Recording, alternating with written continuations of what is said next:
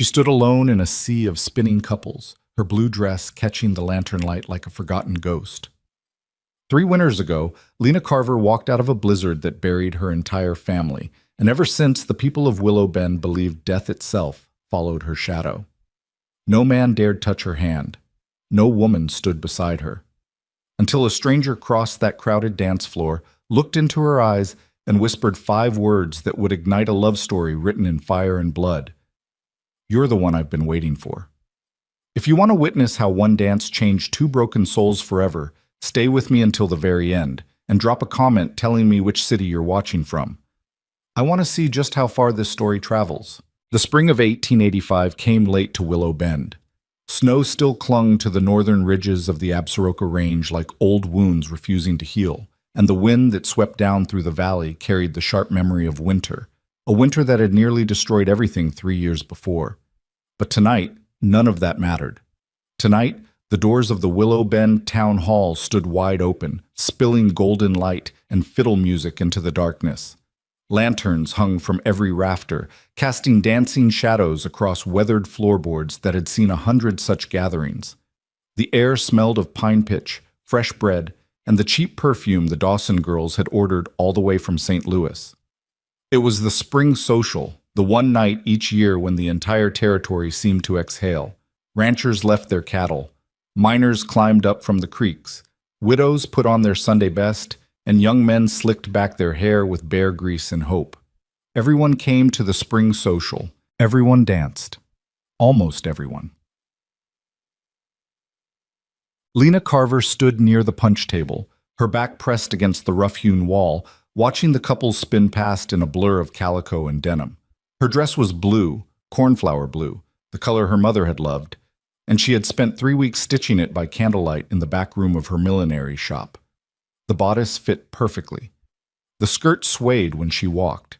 She had even woven a ribbon through her dark hair, the way she remembered her older sister doing before church on Easter mornings. She looked beautiful. She knew she looked beautiful. And it didn't matter at all, because no one was looking at her dress or her ribbon or the way the lantern light caught the green flecks in her hazel eyes. They were looking at her the way people always looked at her now, with pity, with fear, with that particular blend of fascination and revulsion reserved for things that should not exist. The Carver girl, the one who survived. Lena felt their gazes like needles pricking her skin. She kept her chin high and her hands steady around her cup of punch, even though the punch tasted like vinegar, and her heart was beating so hard she could feel it in her throat. "You shouldn't have come," a voice whispered in her head. "You knew how this would be. You always know." But she had come anyway, because she was 22 years old and she was tired of being a ghost in her own life. Because spring had finally arrived after the longest winter she could remember, and the music was playing, and somewhere deep in the stubborn core of her being, Lena Carver still believed she deserved to dance, even if no one else believed it. Boissem. "There she is," Martha Hensley murmured to her husband, nodding toward the punch table without quite pointing. "Bold as brass showing up here." Thomas Hensley grunted. He was a practical man, not given to superstition, but even he felt a chill when he looked at the Carver girl. "She's got a right, I suppose, same as anyone." "A right." Martha's lips pressed into a thin line. "After what happened? After what she brought on this town?" "She didn't bring anything, Martha. It was a blizzard. Blizzards happen." "Blizzards happen," his wife repeated, her voice dropping to a hiss. "And her whole family dies and she walks out without a scratch? Her father, her mother, her brother, her sister, all of them frozen solid, and she just walks out. In the worst storm this territory has seen in 50 years? Thomas shifted uncomfortably. "The Lord works in—" "Don't you quote scripture at me, Thomas Hensley. I know what I know, and I know that girl is cursed. Death follows her. It always will." She turned away, pulling her husband toward the dance floor, leaving Lena alone with the echo of words she had heard 1,000 times before. Across the hall, old Silas Monroe was telling the story again. He told it every chance he got, at the general store, at the blacksmith's forge, at church suppers when the wine had loosened his tongue. He told it the way some men tell war stories, with the grim relish of someone who had witnessed something terrible and survived to speak of it. 3 days? Silas was saying now, his weathered face lit by the glow of his pipe. 3 days that storm raged. Couldn't see your hand in front of your face. The snow came down so thick it was like the sky itself was falling. And cold? Lord have mercy. I've lived in this territory for 40 years and I never felt cold like that. Cold that gets into your bones. Cold that makes you forget you were ever warm. The young men gathered around him nodded, their eyes wide. Most of them had been children during the blizzard of '82, too young to fully remember its fury, but they had grown up with the stories. They had grown up with the legend. The Carver place was 3 miles outside of town, Silas continued. Good people, the Carvers. William and his wife Sarah, their son Daniel, their older daughter Ruth, and the young one, Lena. Hard-working folks, kept to themselves mostly, but always ready to lend a hand when needed. William Carver pulled my wagon out of the mud more than once, I can tell you that. He paused, drawing on his pipe, letting the smoke curl around his words. When the storm hit, we all hunkered down, nothing else to do. You couldn't get to your neighbor's house, let alone 3 miles out to the Carver homestead. We just had to wait, pray. Hope the Lord would see us through. And the Carvers? Someone asked. Silas's eyes grew distant. When the storm finally broke, a group of us rode out to check on them. Took us half a day just to get there, the snow was so deep, and when we arrived, he shook his head slowly. The house was still standing. That was the first thing I noticed. The house was fine, but there was no smoke from the chimney, no movement, no sound, just silence. The kind of silence that tells you something is very, very wrong. The young men leaned closer. We found them inside, Silas said quietly. All 4 of them, William, Sarah, Daniel, and Ruth. Frozen solid, sitting at the kitchen table like they'd just sat down for supper. Their eyes were open. William's hand was still reaching for his wife's.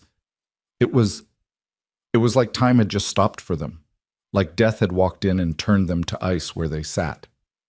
But the girl, one of the young men said. What about the girl? Silas's pipe had gone out. He didn't notice. She wasn't there. We searched the whole house, the barn, the outbuildings. No sign of her. We figured she must have wandered out into the storm, gotten lost, died somewhere in the snow. It happens. People panic. They make mistakes. He paused. But then, 3 days later, she walked into town. The silence around him was absolute. Just walked in, Silas repeated. Down the main street in broad daylight. No coat, no boots. Just her nightgown, white as the snow itself. Her feet were bare, and they should have been black with frostbite, but they weren't. She didn't have a scratch on her, didn't have a mark. She walked straight to the sheriff's office, sat down on the bench outside, and waited for someone to find her. What did she say? Someone whispered. Nothing. Silas's voice was barely audible now. Not a word. Not then, not for weeks afterward. When she finally did speak, she said she didn't remember. Said she went to sleep the night the storm started, and when she woke up, she was walking down Main Street. 3 days, just gone. Like they never happened. He looked up then, his old eyes finding Lena across the crowded hall. She stood alone, beautiful and untouchable, a blue flame flickering at the edge of the celebration. Some folks say the devil took her, Silas said softly. Some folks say Death himself visited that house and made a bargain, took the family and let her go. Some folks say she's not quite human anymore, that something changed in her during those 3 days, something we can't see. He shook his head. I don't know what to believe. But I do know this. Wherever that girl goes, tragedy follows. And I, for one, intend to keep my distance. Lena heard none of this, but she didn't need to. She could read the story in every averted gaze, every whispered conversation that fell silent when she passed, every careful step that gave her a wider berth than any rattlesnake. She was cursed. Everyone knew it. Even she had come to believe it, in her darkest moments, those long nights when she woke gasping from dreams she couldn't remember, her heart pounding with a terror that had no name. What had happened during those 3 days? She didn't know. She had never known. The memories were simply gone. A void where 3 days should have been, blank and terrifying and absolute. She remembered going to sleep with the storm howling outside the window, her mother's hand brushing her hair, her father's voice saying something she couldn't quite hear. And then she was walking down Main Street, and the world had changed forever. Sometimes, late at night, she thought she caught glimpses of something. Snow, darkness.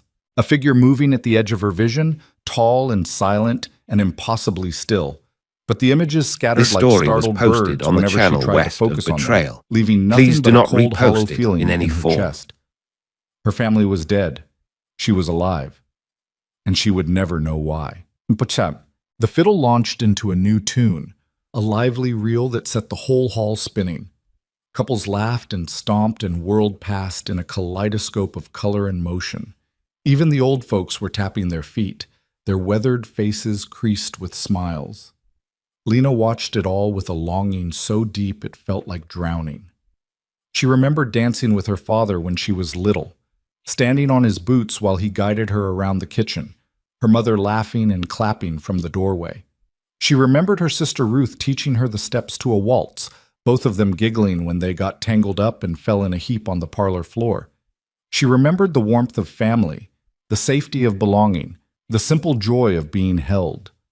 All of it gone now, buried in the snow. Go home, the voice in her head urged. There's nothing for you here. There never will be. But she couldn't make herself move. Not yet. The music was too beautiful, and the night was too bright, and some stubborn part of her refused to surrender. She would stay for one more song, just one more, and then she would slip out the back door and walk home through the darkness, and no one would even notice she had gone. Matt. She didn't notice him at first. He had come in through the side door, moving with the quiet ease of a man used to not being seen. His clothes were dusty from the trail. Worn leather vest, faded blue shirt, denim trousers tucked into boots that had seen 1,000 miles of hard riding. His hat was pulled low, shadowing a face that might have been handsome if it weren't so guarded. Bo Rylan was not a man who stood out in a crowd. He had spent years cultivating that skill, learning to blend into the background of wherever he happened to be, passing through towns like a ghost and leaving nothing behind but hoofprints in the dust. But tonight, something made him pause. He had only stopped in Willow Bend for supplies, oats for his horse, tobacco for his pouch, maybe a hot meal before he pushed on north toward the summer ranches. He hadn't planned to attend any social. He hadn't planned to stay more than a single night. He certainly hadn't planned to enter a crowded hall full of strangers who would ask questions he didn't want to answer. Yet here he was, drawn by the music like a moth to a flame, standing in the shadows near the door and watching the dancers with something that might have been wistfulness. It had been a long time since Bo Rylan had allowed himself to want anything. He saw her almost immediately. Not because she was the most beautiful woman in the room, though she was, by his reckoning, in that particular way that had nothing to do with powder or paint. Not because her blue dress caught the light like a piece of fallen sky. Not even because she stood alone while everyone else danced. He saw her because of the way she held herself. There was something in her posture, a quality of stillness, of careful dignity, that spoke to him across the crowded hall. She stood like someone expecting to be struck but refusing to flinch. She held her head high like someone who had learned that looking down invited the world to trample you. Her eyes, even from this distance, had a depth to them that suggested she had seen things most people only imagined in nightmares. Bo knew that look. He saw it every time he caught his reflection in a stream. Keep moving, he told himself. She's got nothing to do with you. Nobody here has anything to do with you. Get your supplies and get out. But his feet didn't move. His eyes didn't look away. And somewhere deep in the locked room of his heart, a door creaked open that he had thought was sealed forever. Who's the stranger?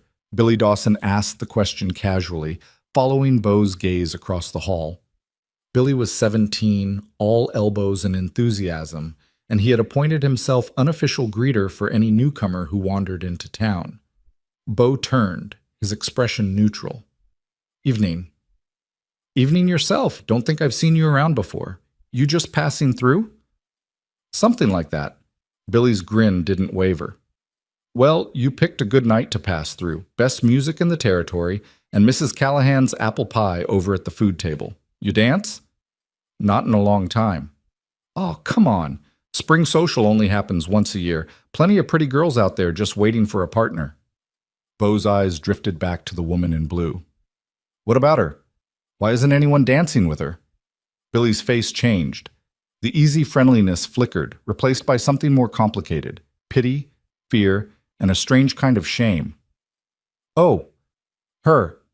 That's Lena Carver." He said the name like it explained everything. And? And, Billy lowered his voice, leaning closer. "Look, mister, I don't mean to speak ill of nobody. She's nice enough, I guess. Runs the millinery shop in town, makes the prettiest hats you ever saw, but what? She's cursed." Bo raised an eyebrow. I know. It sounds like nonsense, but it's true. Her whole family died in the big blizzard 3 years back, and she just walked away. Nobody knows how. Nobody knows what happened, but ever since then, bad luck follows her around like a stray dog. Last year, Jeb Morrison tried to court her, asked her to a barn dance, and 3 days later, his barn burned down. Lost 6 horses. The year before that, Doc Palmer treated her for a cough, and a week later his wife came down with the fever and almost died. Could be coincidence. Could be. Billy didn't sound convinced. But folks around here don't take chances, not with her. Safer to just keep your distance, you know? He clapped Bo on the shoulder with forced cheerfulness. Anyway, plenty of other girls to dance with.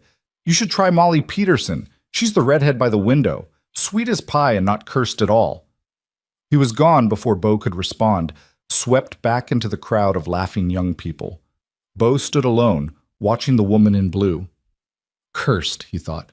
That's what they called her. Cursed. He almost smiled. Lady, you've got no idea what cursed really looks like. Ot. Lena had decided to leave. The music had shifted to something slower, more intimate, and watching the couples sway together in the lamplight was more than she could bear. She set down her cup of punch, untouched, going warm, and began to edge toward the door, moving carefully along the wall to avoid drawing attention. She was almost there when she collided with someone. Oh! She stumbled backward, heat flooding her cheeks. I'm so sorry, I didn't see. My fault entirely. The voice was deep and quiet, carrying an accent she couldn't quite place. Something from the Southwest, maybe, or the borderlands. She looked up into a face she didn't recognize. High cheekbones, a jaw rough with several days' stubble, eyes the color of storm clouds at dusk. He was tall. That was the first thing she noticed. Tall and lean, with the rangy build of a man who had spent his life in the saddle. His hands, when they steadied her elbows, were calloused and strong. Working hands, a horseman's hands. But there was a gentleness in his touch that surprised her. I should watch where I'm going, he said, especially when there's a beautiful woman in my path. Lena felt her cheeks burn hotter. No one called her beautiful anymore. No one called her anything except that Carver girl or the cursed one, or simply nothing at all. I was just leaving, she said quickly, stepping back from his hands. Excuse me. Leaving? His eyebrows lifted. But the dancing's only just started. I don't dance. Neither do I. Haven't for years. Then we have nothing to discuss. Good night, sir. She tried to step around him. He moved with her, not blocking her path exactly, but not quite getting out of her way either. What's your name? The question was so direct, so utterly devoid of the usual social niceties that she found herself answering before she could stop herself. Lena. Lena Carver. She waited for the recognition. The flicker of fear, the careful step backward, the polite excuse, the hasty retreat to the other side of the room. She had seen it 100 times, 1,000. But this stranger did none of those things. He simply nodded, as if her name were no different from any other. Bo Rylan, he said. And I think you do dance, Miss Carver. I think you want to dance very badly. I think that's why you're wearing that dress, which looks like it took you weeks to make. I think that's why you put that ribbon in your hair. And I think that's why you're still here, even though everyone in this room has been treating you like a leper since you walked through the door. Lena stared at him. No one had ever spoken to her like this. No one had ever looked past the legend, the curse, the whispers. No one had ever seen her. How dare you, she breathed. You don't know anything about me. No, he agreed. I don't. But I know what it looks like when someone's been pushed to the edges of their own life. I know what it feels like to walk into a room and have everyone look at you like you're something to be afraid of. And I know that sometimes the best thing you can do is stop letting them win. The music swelled behind them, a waltz now, slow and sweet and aching. Bo extended his hand. Dance with me. This It story was wasn't a posted question. on the It channel wasn't west even really of an Betrayal. invitation. It was Please do something not closer to a repost it challenge, in any form. a dare, a lifeline thrown across impossible distance. Lena should have refused. Every instinct screamed at her to pull away, to flee, to retreat to the safety of her empty shop and her empty bed and her empty life. This stranger didn't know what he was asking. He didn't know what would happen to anyone who got too close to her. But his eyes held something she hadn't seen in 3 long years. Not pity, not fear, not fascination with her tragedy. Understanding. They'll talk, she said quietly. They'll say terrible things about you. Let them. You'll regret it. Everyone who comes near me regrets it eventually. Then I'll be the first who doesn't. Her hand trembled at her side. Her heart was racing, blood pounding in her ears louder than the music. Every rational thought told her to run, but she was so tired of running, so tired of being afraid, so tired of being alone. Slowly, so slowly it felt like moving through water, she lifted her hand and placed it in his. His fingers closed around hers, warm and steady and sure. "Miss Carver," he said softly, "you're the one I've been waiting for." And he led her onto the dance floor. The whispers started immediately. They rippled through the crowd like wind through wheat, heads turning, conversations dying mid-sentence. The fiddler missed a note. The pianist's hands faltered on the keys. For one suspended moment, the entire hall seemed to hold its breath. Then the music steadied, and Bo Ryland put his arm around Lena Carver's waist, and they began to waltz. She was stiff at first, her body rigid with tension, her eyes fixed on his collar to avoid the stares she could feel pressing in from every direction. Her hand in his was cold as ice. "Breathe," he murmured. "Just breathe." "I can't." "Yes, you can. One breath at a time. That's all you have to do." She forced air into her lungs. "Let it out." Her heartbeat slowed just a fraction. "There," he said. "Now look at me." She raised her eyes to his face. He was watching her with an expression she couldn't read, something between curiosity and recognition, as if he were looking at a reflection of his own hidden self. "What are you doing?" she whispered. "Dancing." "You know what I mean. Why are you doing this?" He guided her through a turn, his movement smooth and confident despite his earlier claim that he hadn't danced in years. "Because you looked like you needed someone to," he said simply. "And because I know what it feels like to be the person everyone's afraid of." "You don't know. I know you survived something terrible." His voice was low, meant for her ears alone. "I know you lost people you loved. I know the world has decided that makes you dangerous somehow, like tragedy is a disease you might spread. And I know that's a lonely way to live." A lump formed in Lena's throat. She blinked rapidly, fighting the tears that threatened to spill. "They're not wrong," she managed. "Bad things happen to people who get close to me. I don't know why, but they do. Bad things happen to everyone eventually. That's just life. Not like this. Not the way they happen around me."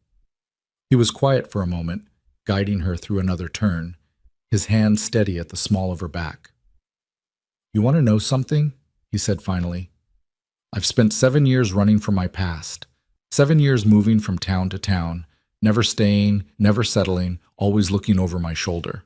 And in all that time, I've learned one thing." "What?" "Running doesn't work. The past catches up with you eventually. The only question is whether you're going to face it alone or with someone standing beside you." Lena looked up at him, really looked for the first time. There was pain in those gray eyes, deep pain, carefully hidden, but unmistakable to someone who knew what to look for. This man had suffered. This man had lost. This man knew exactly what it meant to carry a weight that never got lighter. "What are you running from?" she asked softly. He smiled, but it didn't reach his eyes. "That's a story for another time, Miss Carver. Tonight, we dance." The music swelled around them, and for one brief, shining moment, Lena forgot everything. The whispers, the stares, the curse, the empty place inside her where her family used to live. There was only the music and the movement and the warmth of his hand in hers. For the first time in 3 years, she felt almost alive. They danced for 3 songs. When the music finally paused, Bo released her gently, stepping back with a small bow that seemed to belong to another century. "Thank you for the dance, Miss Carver." Lena's cheeks were flushed, her eyes bright with something that might have been tears or might have been joy. "Thank you," she said. I never thought what? That anyone would ever ask me again." Something flickered across his face, pain, recognition, a fierce and fleeting tenderness. "Then they're fools," he said quietly. "Every one of them." Before she could respond, a heavy hand landed on Bo's shoulder. "Stranger."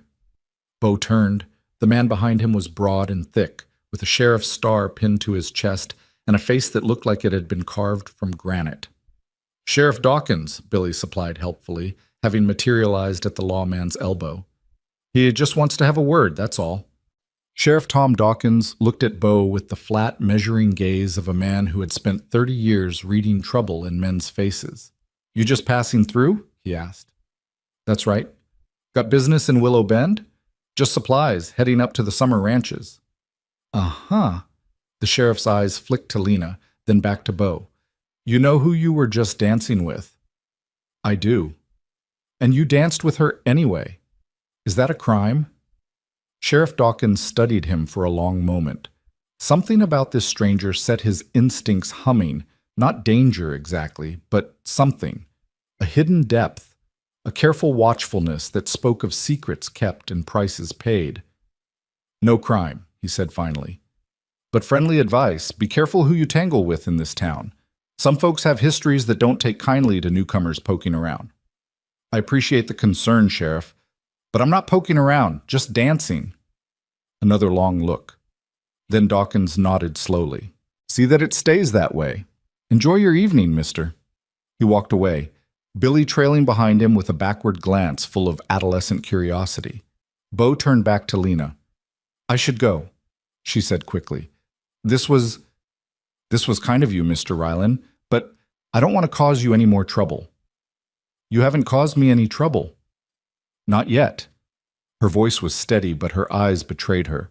"But you don't know this town. You don't know what they're capable of. Anyone who gets too close to me ends up paying for it. Maybe that's because you keep pushing them away before they have a chance to prove themselves." She flinched as if he had struck her. "That's not fair. Neither is spending your life alone because some superstitious fools decided you were cursed." He took a step closer, his voice dropping. "I'm not saying I have the answers, Miss Carver. I'm not saying I can fix anything. But I'm saying that you don't have to run away just because people expect you to." Lena stared at him. In 3 years, no one had challenged her like this. No one had pushed back against the narrative she had accepted as truth. No one had looked at her and seen anything but the tragedy that defined her. Until now. "Why do you care?" she whispered. "You don't even know me." "No," he agreed. "But I'd like to." The words hung in the air between them, heavy with implication. Lena's heart was racing again, but this time it wasn't from fear. It was something else entirely, something she barely recognized anymore. Hope. "I have to go," she said again, but this time her voice was uncertain. "All right." He didn't try to stop her. "But I'll be in town for a few days, staying at the boarding house on Maple Street. If you want to talk about anything, you know where to find me." She nodded, not trusting herself to speak. Then she turned and walked away, slipping through the crowd toward the door, her blue dress disappearing into the darkness beyond the lantern light. Bo watched her go. And for the first time in 7 years, he wondered if maybe, just maybe, running wasn't the answer after all. Lena didn't sleep that night. She lay in the narrow bed above her millinery shop, staring at the ceiling, replaying the evening in her mind again and again. The music, the dancing, the warmth of his hand, the way he had looked at her, not through her, not past her, but at her, as if she were a person and not a cautionary tale. "You're the one I've been waiting for." What had he meant by that? Nothing, probably. Just a line. The kind of thing men said to women at dances. It didn't mean anything, except for the way he had said it. Not smooth, not practiced, not designed to charm. He had said it simply, quietly, as if he were stating a fact he had just realized himself. "You're the one I've been waiting for." Lena turned over, pressing her face into the pillow. This story was foolish, posted on the dangerous. channel west of She knew Betrayal. better than to let herself Please feel do not this way. repost it in Every any time she had form. opened her heart, something terrible had followed. It was as if the universe itself was determined to punish her for surviving when everyone else had died. But Bo Ryland's eyes, they had held such understanding, such recognition, as if he knew exactly what it felt like to be haunted by a past you couldn't escape. "What are you running from?" she had asked. "That's a story for another time." She wondered what that story was. She wondered if she would ever hear it. She wondered if she even wanted to, because knowing someone meant caring about them, and caring about someone meant giving the curse another target. "Stop it," she told herself fiercely. "He's just passing through. He said so himself. In a few days, he'll be gone, and you'll never see him again. This is nothing. Less than nothing." But as the first gray light of dawn crept through her window, Lena Carver couldn't quite make herself believe it. 1.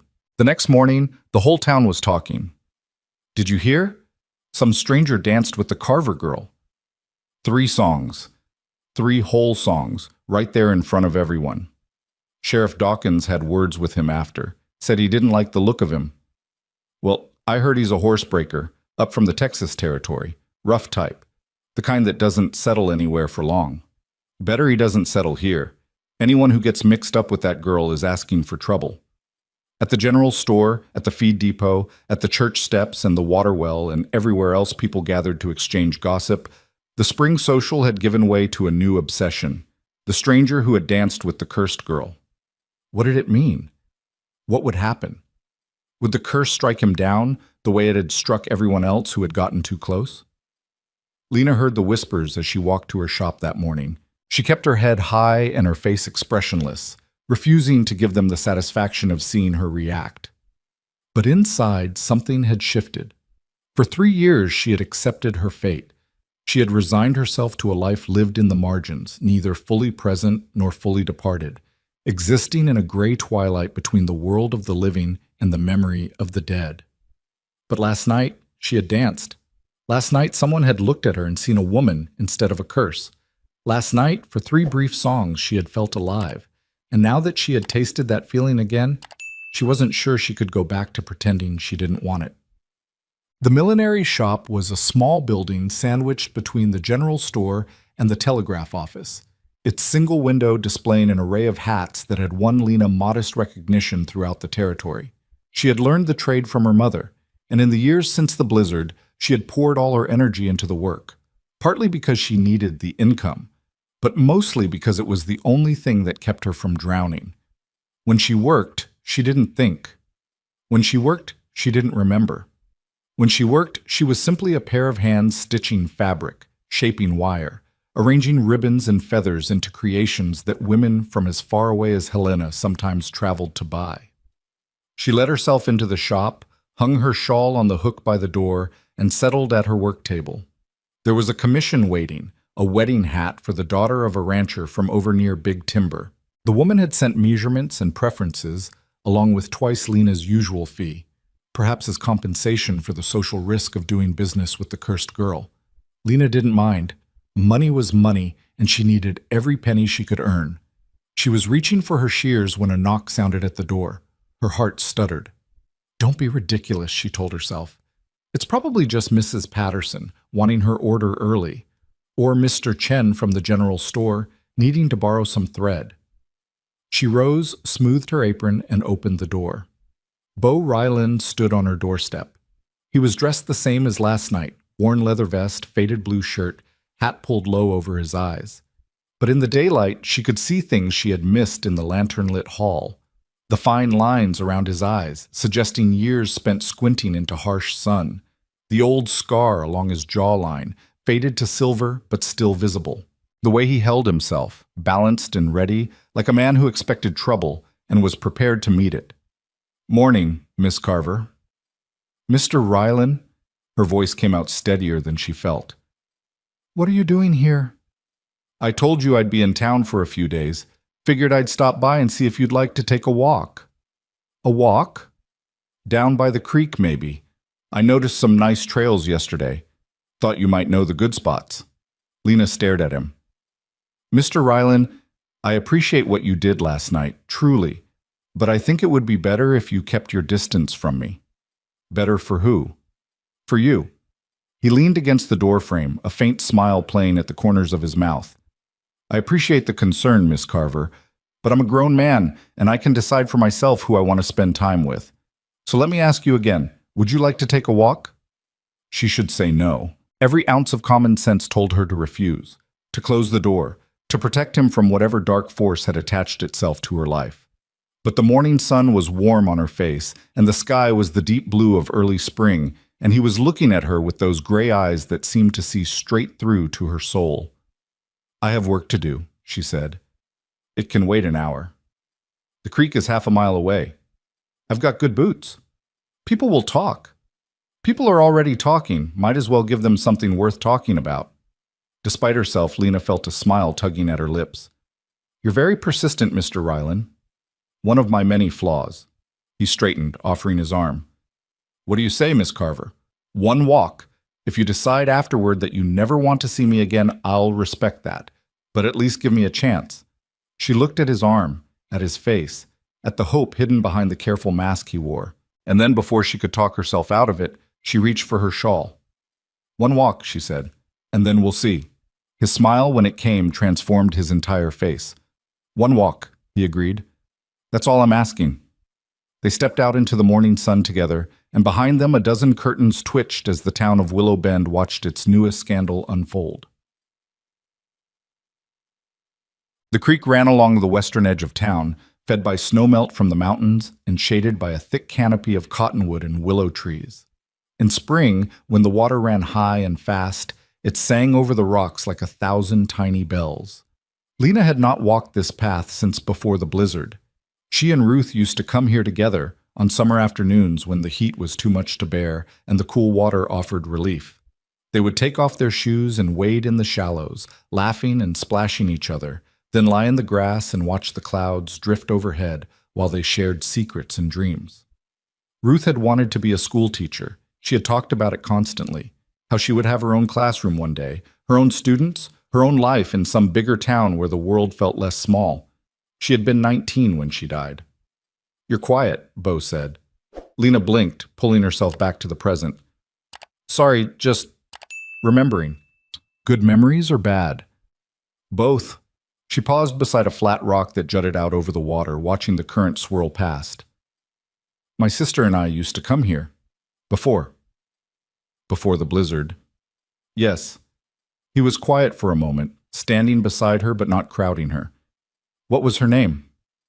Ruth. She was 4 years older than me. She was everything I wanted to be. Brave, kind, smart. Everyone loved her. Sounds like someone I would have liked to meet. You would have. She had this way of making everyone feel important, like whatever they said mattered, even if it was just small talk about the weather. Lena's voice caught. She would have known exactly what to say to all those people at the dance last night. She never would have ended up standing alone in the corner. But she's not here, and you are. The words could have been cruel, but the way he said them wasn't. There was something gentle in his voice, something that understood the guilt that came with being the one who survived. Yes, Lena whispered. I am. They stood in silence, watching the water. I had a brother, Bo said finally. Younger than me by 6 years. His name was Samuel. Lena turned to look at him. Had? He died when I was 20, killed by a man I should have been able to protect him from. His jaw tightened. That was the beginning of everything. The running, the hiding, the feeling like if I just kept moving, maybe I could outrun what happened. But you can't. No, you can't. He met her eyes. It follows you everywhere. The guilt, the what-ifs, the feeling like maybe, if you had done something different, they would still be alive. Lena's heart ached. I don't even remember what happened, she said. The night of the blizzard. 3 days of my life, just gone. I don't know if I could have saved them. I don't know if I did something that caused them to die. I don't know anything. And that's the worst part. Not knowing. living with this void where the truth should be. Maybe the truth doesn't matter. How can you say that? Because nothing you learn can change. This story what was happened. Your posted on the family is channel gone. west My of brother is Betrayal. gone. Please Knowing do the not exact repost details, it in every any moment, form. every choice, it wouldn't bring them back. It would just give us new things to torture ourselves with. He reached out and took her hand gently, giving her the chance to pull away. She didn't. I'm not saying the pain ever goes away, he continued.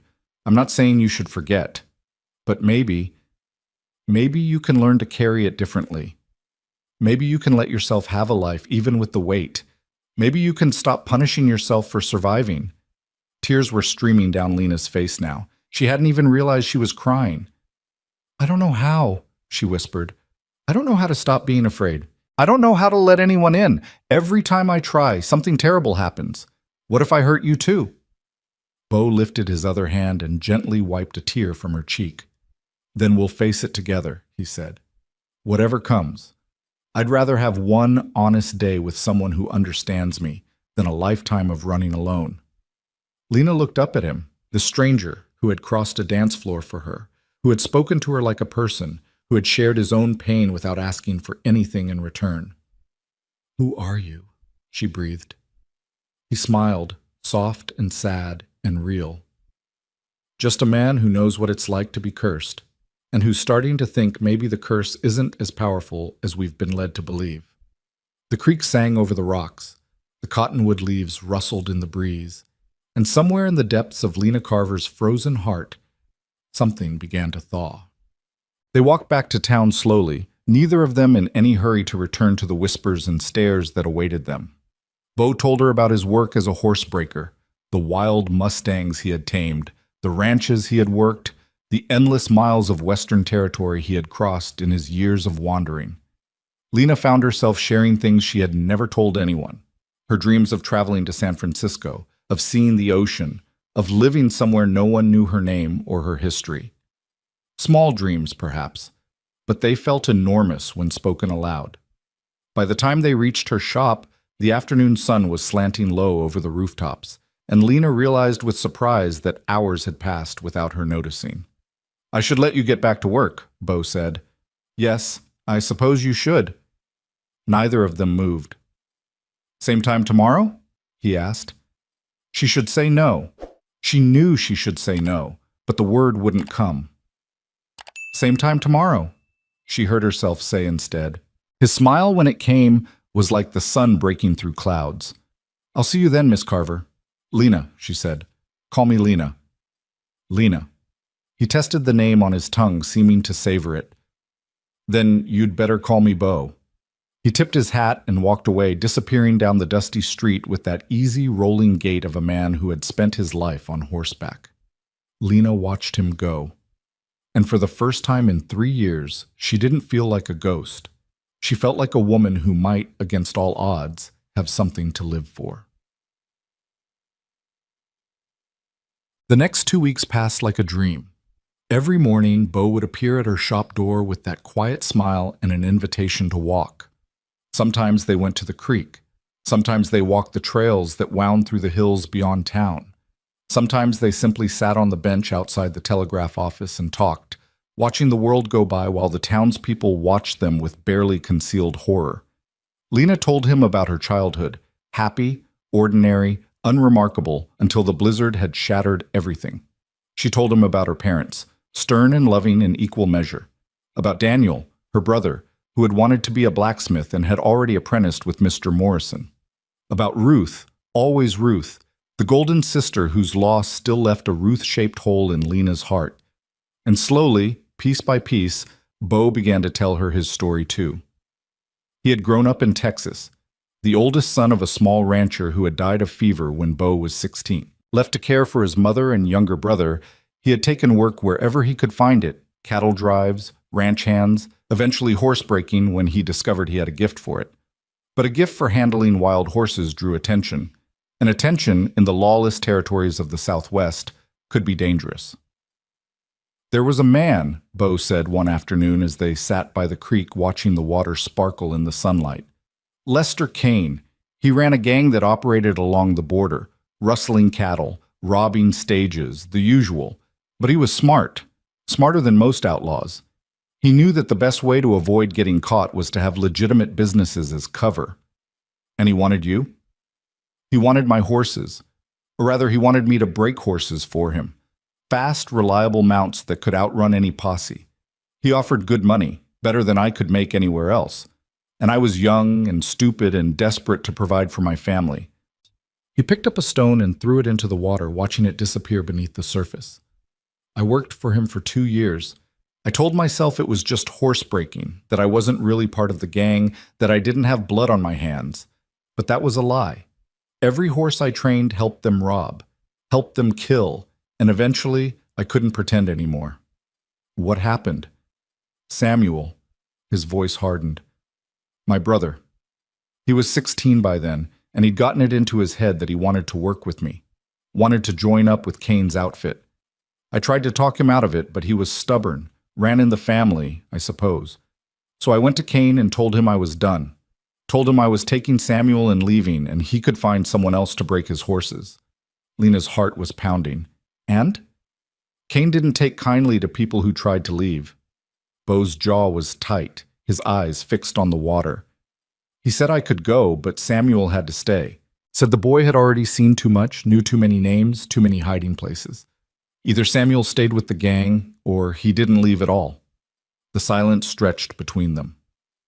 I thought I could protect him, Beau continued, his voice barely above a whisper. I thought if I just played along for a while longer, I could find a way to get us both out. But Kane knew. He always knew what people were thinking. And one night, when I was away on a job, he stopped. You don't have to tell me, Lena said softly. No, I want you to know. I want someone to know the truth. He turned to face her, and she saw the devastation in his eyes, old grief, worn smooth by years of carrying it, but no less heavy for that. When I got back, Samuel was dead. Kane's men had caught him trying to sneak away. They said it was a lesson, a warning to anyone else who might think about leaving. Lena reached out and took his hand. It wasn't your fault. Yes, it was. I should have gotten him out sooner. I should have never brought him anywhere near that world in the first place. I should have... Beau, she squeezed his hand hard. Listen to me. You were 20 years old. You were trying to provide for your family. You couldn't have known what would happen. That doesn't change the fact that he's dead because of choices I made. No. He's dead because of choices Lester Kane made. You didn't kill your brother. Kane did. He looked at her, really looked, the way he had that first night at the dance, and she saw something shift in his expression, a crack in the wall he had built around himself, a glimpse of the man he might have been, before grief and guilt had hardened him. When did you get so wise, Lena Carver? Somewhere between surviving a blizzard and being called a curse for 3 years. She smiled, but it didn't quite reach her eyes. I've had a lot of time to think about blame and guilt and all the ways we punish ourselves for things we couldn't control. And what did you conclude? That punishing yourself doesn't bring them back. It just ruins your life too. And I don't think that's what they would have wanted. Beau was quiet for a long moment. You're something else, he said finally. You know that? So I've been told, usually as a warning. He laughed, an actual laugh, unexpected and warm, and the sound of it made Lena's heart flutter in a way she hadn't felt since she was a girl. I like you, Lena Carver, he said, curse and all. I like you too, Beau Rylan, outlaw past and all. They sat together by the creek, hands intertwined, and for one perfect afternoon, neither of them felt alone. But in the shadowed corners of Willow Bend, not everyone was watching their growing bond with mere curiosity. In the back room of the saloon, a man was asking questions. He was thin and sharp-featured, with a rattlesnake smile and eyes that held no warmth. He had ridden into town that morning claiming to be a cattle buyer from down south, but something about him made people uneasy. This horsebreaker, he was saying to the bartender, a $20 gold piece glinting between his fingers. Tall fellow, dark hair, scar on his jaw. Goes by Beau. You seen him around? The bartender eyed the gold. Might have. What's it to you? Old friend of mine, the man said, his smile widening. Been looking for him for a long time. We have unfinished business. He's been courting the Carver girl. someone called from a nearby table. The cursed one. Spends most of his time mooning after her like a lovesick calf. The thin man's eyes sharpened. This story was The Carver posted girl. on the channel She got west family of around here? Betrayal. Not Please do not anymore. repost Her whole it in family any died in the form. blizzard of '82. She's the only one left. Interesting. The man tucked the gold piece back into his pocket, his smile turning cold. Very interesting indeed. He rose from his chair and walked out into the afternoon sun, his shadow stretching long behind him. In the distance, he could see two figures walking back toward town, a man and a woman, their hands intertwined, oblivious to the danger that had just arrived. "Found you, Bo," the man murmured. "After all these years, I finally found you." He mounted his horse and rode out of town, heading for the telegraph office in the next settlement. There was a message to send, and Lester Kane would want to know immediately that his long-lost horsebreaker had finally stopped running. The telegram reached Lester Kane 3 days later. He was sitting in a cantina in El Paso, playing cards with men who owed him money and feared him too much to win. The messenger boy, a skinny Mexican kid who couldn't have been older than 12, approached the table with the kind of caution usually reserved for approaching rattlesnakes. "Senor Kane? Message for you." Kane didn't look up from his cards. He laid down a full house, watched the other men at the table deflate, and only then extended his hand for the telegram. He read it twice. The first time his expression didn't change. The second time a smile spread across his face, slow and cold, like frost creeping across a window pane. "Well, well," he murmured. "Bo Rylan. After all these years." The men at the table exchanged nervous glances. They knew that smile. Nothing good ever followed that smile. "Problem, boss?" one of them ventured. "No problem at all, Virgil. Just an old debt that's finally come due." Kane folded the telegram and tucked it into his vest pocket. "Gather the boys. We're riding north." "North? To where?" "Little town called Willow Bend, Montana Territory." Kane's smile widened. "Seems our runaway horsebreaker has finally stopped running, and wouldn't you know it, he's gone and fallen in love." The word love dripped from his tongue like poison. "Love makes a man stupid," Kane continued, rising from the table and tossing his winnings to the bartender. "Makes him predictable. Makes him vulnerable." He pulled on his coat, checking the pistol at his hip with practiced ease. "Bo Rylan cost me 2 years of work when he disappeared. Cost me my best horsebreaker. Cost me a fortune in botched jobs because the mounts weren't fast enough." He turned to face his men, and the temperature in the room seemed to drop. "But more than that, he made me look weak." He walked away from Lester Kane, and he lived to tell about it. "You know how many men have tried that? You know how many succeeded?" No one answered. They didn't need to. "None," Kane said softly. "Not a single one. Until Bo." He walked to the door, pausing with his hand on the frame. "Pack light," he said over his shoulder. "We ride at dawn, and boys, when we get there, the woman is mine. I want Bo to watch everything I do to her before he dies." The cantina door swung shut behind him, leaving silence in his wake. In Willow Bend, 300 miles to the north, Bo Rylan was walking Lena Carver home from a picnic by the creek, completely unaware that death was saddling up and heading his way. The days that followed were the happiest Lena could remember. She and Bo fell into a rhythm, meeting each morning for walks, sharing lunches at the small cafe on Main Street, spending long afternoons in conversation that ranged from the profound to the absurdly mundane. He told her about the different breeds of horses he had worked with over the years, describing their personalities with such vivid detail that she could almost see them. She told him about the hats she had made for customers across the territory, laughing at the increasingly ridiculous requests she sometimes received. "A woman from Butte once asked me to put an entire stuffed pheasant on her bonnet," Lena said one afternoon as they sat on the bench outside her shop. "Not just feathers, the whole bird. She wanted it positioned like it was about to take flight." Bo nearly choked on his coffee. "Did you do it?" "I did, and she wore it to church the following Sunday. The minister couldn't get through his sermon for all the snickering. I would have paid good money to see that." "You would have been snickering right along with everyone else." "Probably," he admitted, grinning. "But I would have done it quietly, respectfully. There's no respectful way to laugh at a woman with a pheasant on her head." They laughed together, easy and natural, and Lena felt something loosen in her chest that had been tight for years. This was what she had forgotten existed, this lightness, this joy, this simple pleasure of sharing ordinary moments with someone who saw her as more than a tragedy. The townspeople watched, of course. They always watched. But something strange was happening. The longer Beau stayed, the longer nothing terrible befell him, the more the whispers began to change.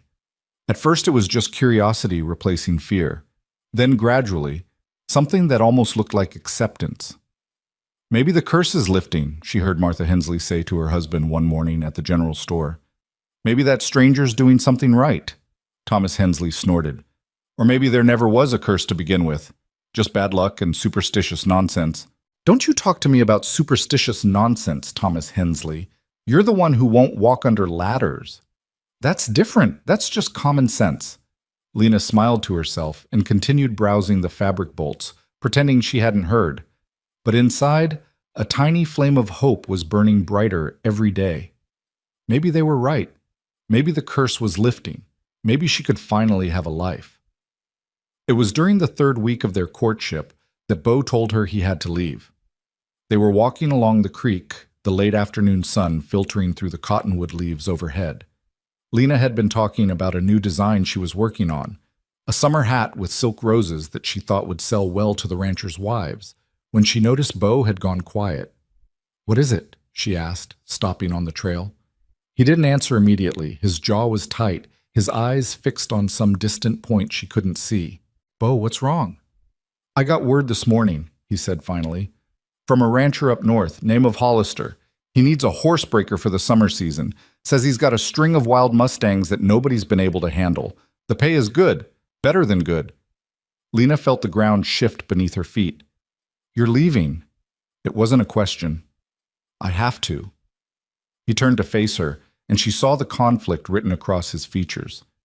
"This is what I do, Lena. It's how I survive. I can't stay in one place forever. It's not safe." "Not safe for who? For you or for me?" "Both." He ran a hand through his hair, frustration evident in every line of his body. "You don't understand. The life I've lived, the things I've done, they don't just disappear because I want them to. There are people out there who would hurt you just to get to me.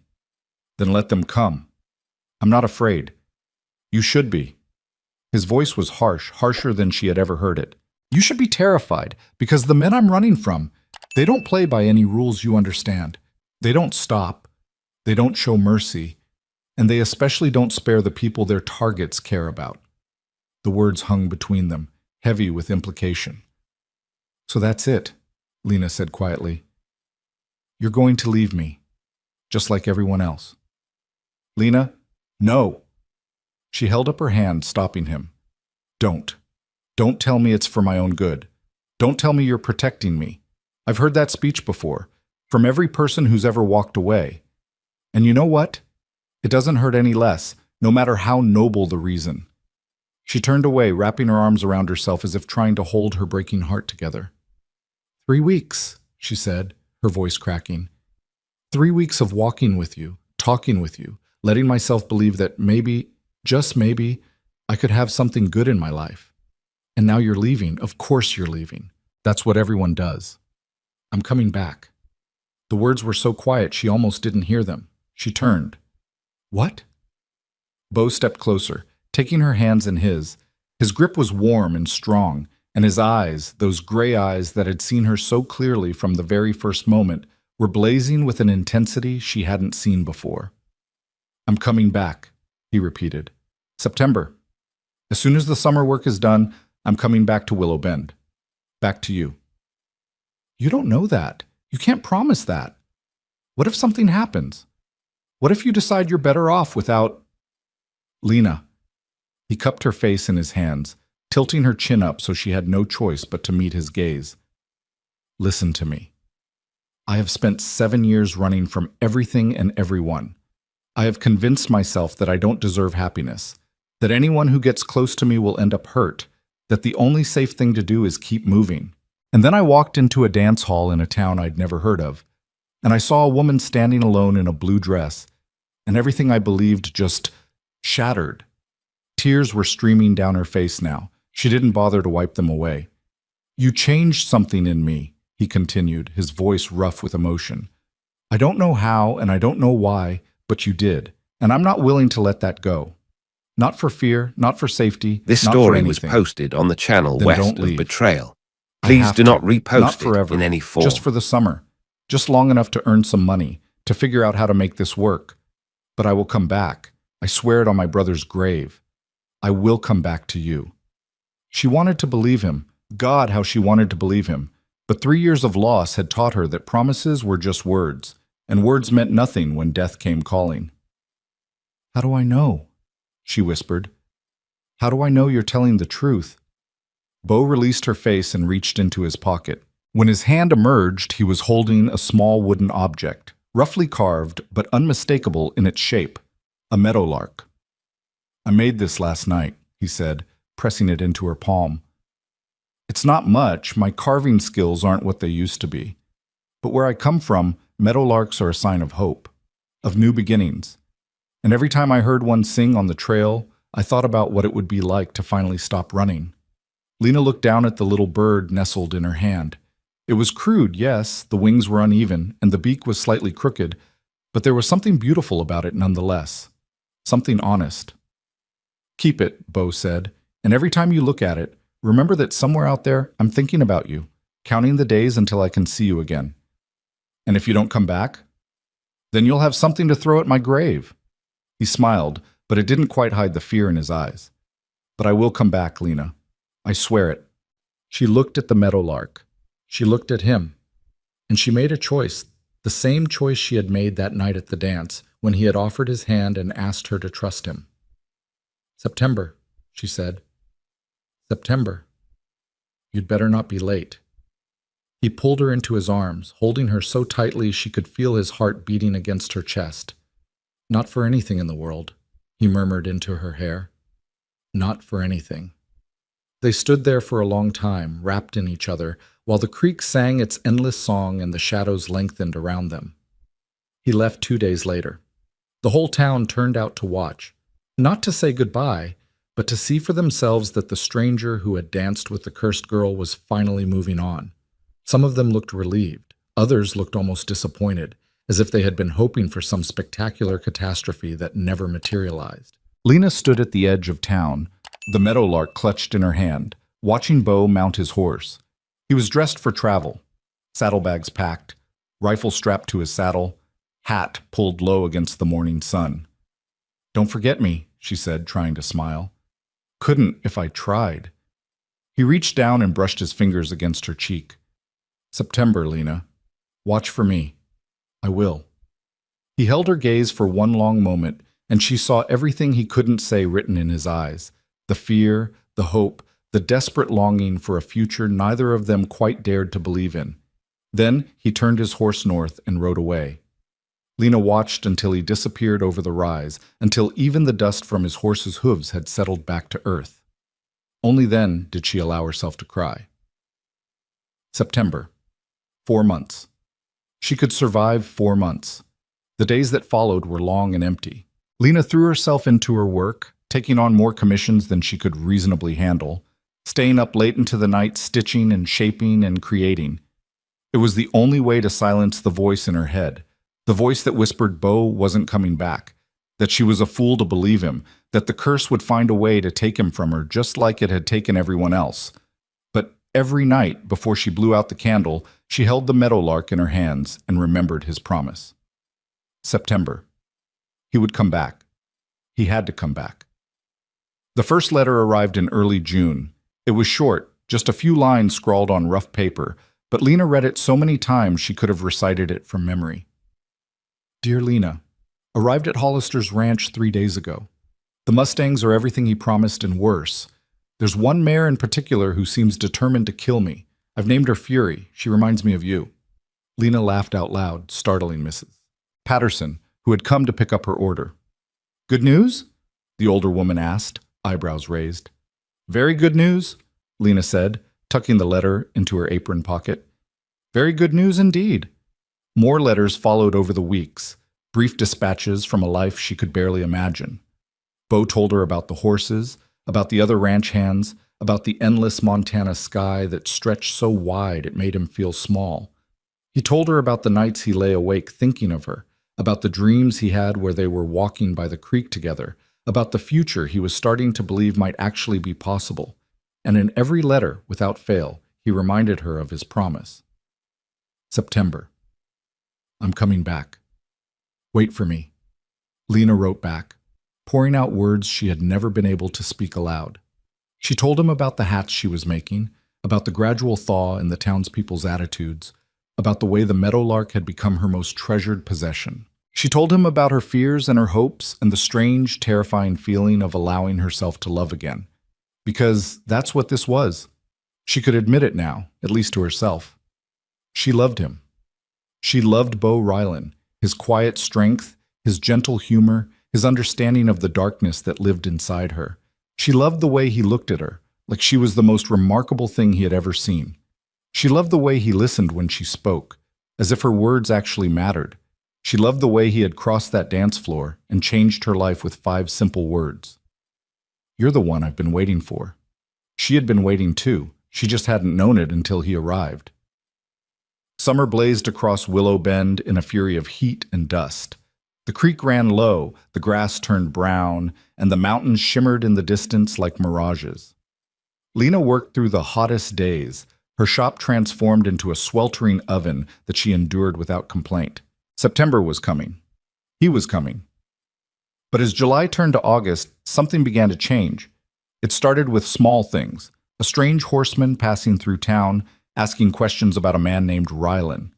A telegram that arrived at the general store, addressed to no one in particular, but setting the clerk's tongue wagging. A feeling, inexplicable but persistent, that eyes were watching from the shadows. Lena tried to dismiss it as paranoia.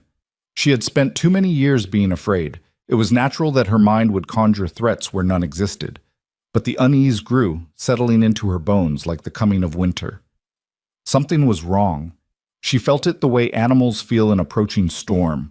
A prickling awareness that had nothing to do with logic and everything to do with instinct. And then, on the last day of August, the letters stopped. Lena waited. 3 days passed, then 4, then a week. She went to the post office every morning, hovering near the counter while Mr. Reynolds sorted through the mail, watching his face for any sign that something had arrived. Nothing. Maybe he's just busy, Mrs. Patterson suggested when Lena couldn't hide her anxiety any longer. Ranch work picks up at the end of summer. He probably hasn't had time to write. Maybe, Lena agreed, not believing it for a second. Something had happened. She knew it with the same bone-deep certainty that had told her 3 years ago that her family was never coming home. The curse was moving again. It had found her happiness and was coming to destroy it. September arrived with the first cool winds of autumn. The leaves began to turn, painting the hills in shades of gold and crimson. The air grew crisp, carrying the scent of wood smoke and the promise of snow. And still Bo did not come. Lena stood at the edge of town every evening, watching the road that led north, searching for a familiar silhouette against the fading light. She held the meadowlark so tightly that the rough edges left marks on her palm. She whispered his name like a prayer, like an incantation, like the desperate plea of a woman watching her last hope slip away. September. He had promised September. But September passed, and October began, and the road remained empty. The writer arrived on the 15th of October. Lena was in her shop, mechanically stitching a bonnet she no longer cared about, when she heard hoofbeats in the street. Her heart seized. She dropped the needle and ran to the window, pressing her face against the glass. But it wasn't Bo. The man who dismounted outside the general store was thin and sharp-featured, with a smile that made her skin crawl even from a distance. He wore black from head to toe, black hat, black coat, black boots polished to a shine that seemed obscene in the dusty street. And there was something about the way he moved, the way he surveyed the town with cold, calculating eyes, that sent ice through her veins.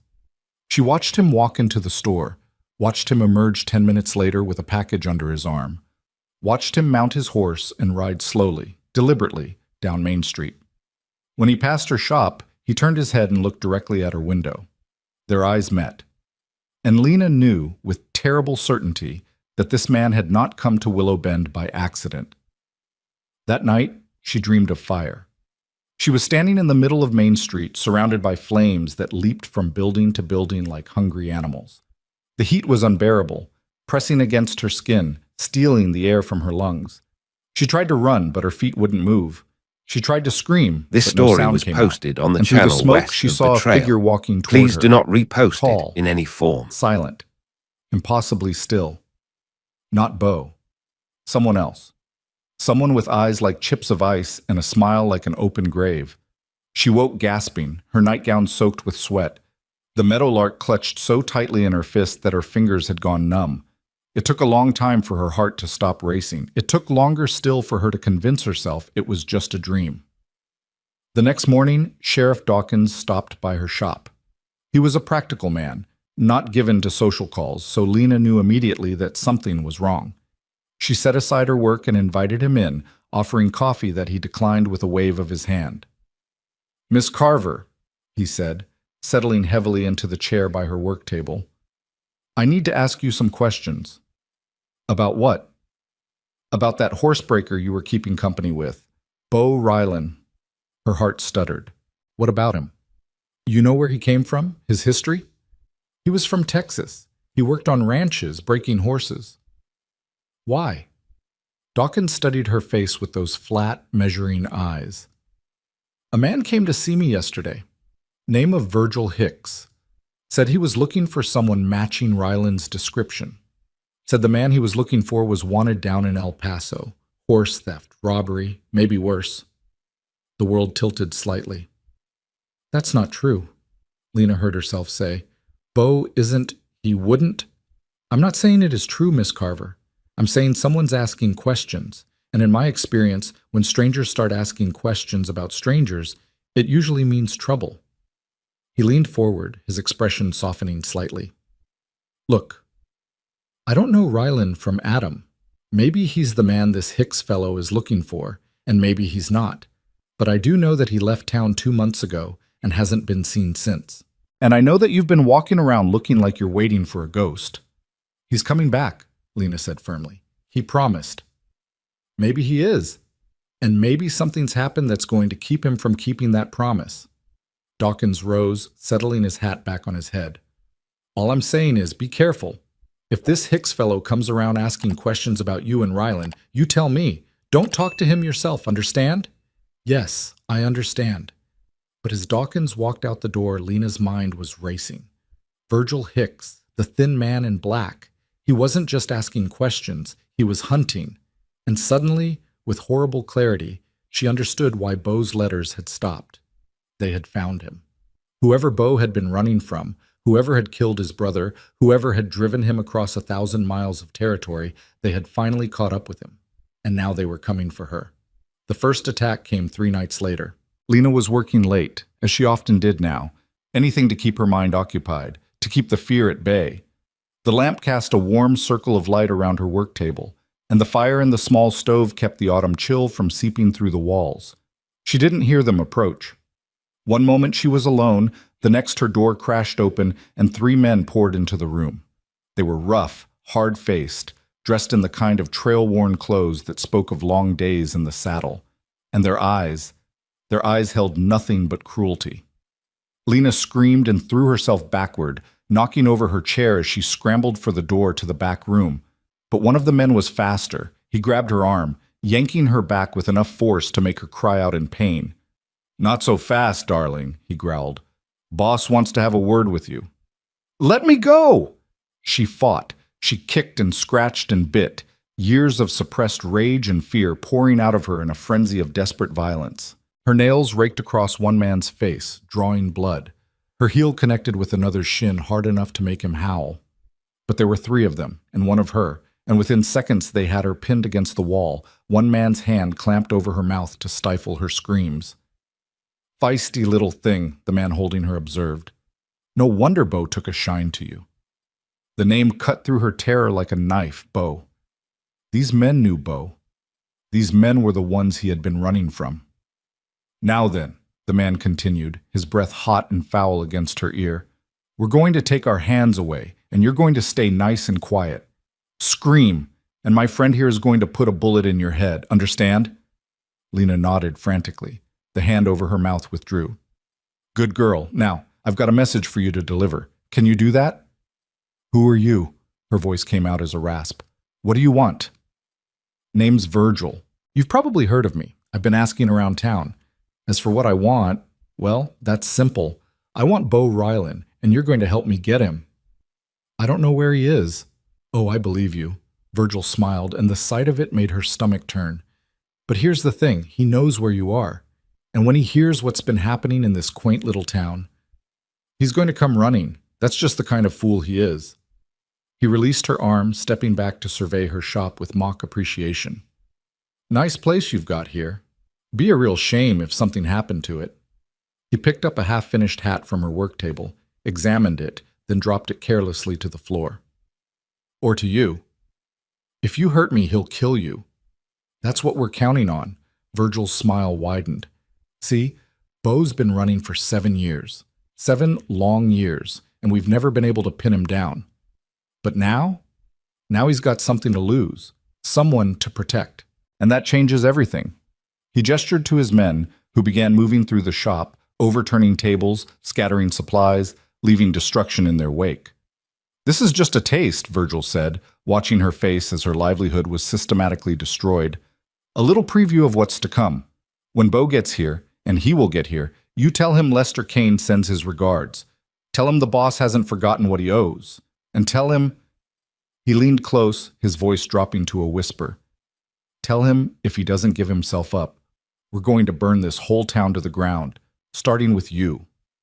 Then he was gone, melting into the darkness with his men, leaving Lena alone amid the wreckage of her shop. She stood there for a long time, trembling, staring at the destruction around her. Then she sank to the floor, pulled the meadowlark from her pocket, and wept. Sheriff Dawkins arrived at dawn, summoned by a neighbor who had heard the commotion. He surveyed the damage with a grim expression, taking notes while Lena recounted what had happened. Lester Kane, he repeated. You're sure that's the name they mentioned? I'm sure. Dawkins swore under his breath. I've heard that name before. Outlaw gang, operates down along the border. Bad bunch. Robbery, murder, worse, if they're mixed up with your horsebreaker. Bo's not one of them, Lena said firmly. He worked for them once, but he got out. That's why they're after him. Maybe so. But that doesn't change the fact that they're here now, and they're using you to draw him in. He looked at her with something that might have been sympathy. Miss Carver, I think you need to leave town, at least until this blows over. No. Miss Carver. I said no. She met his gaze steadily.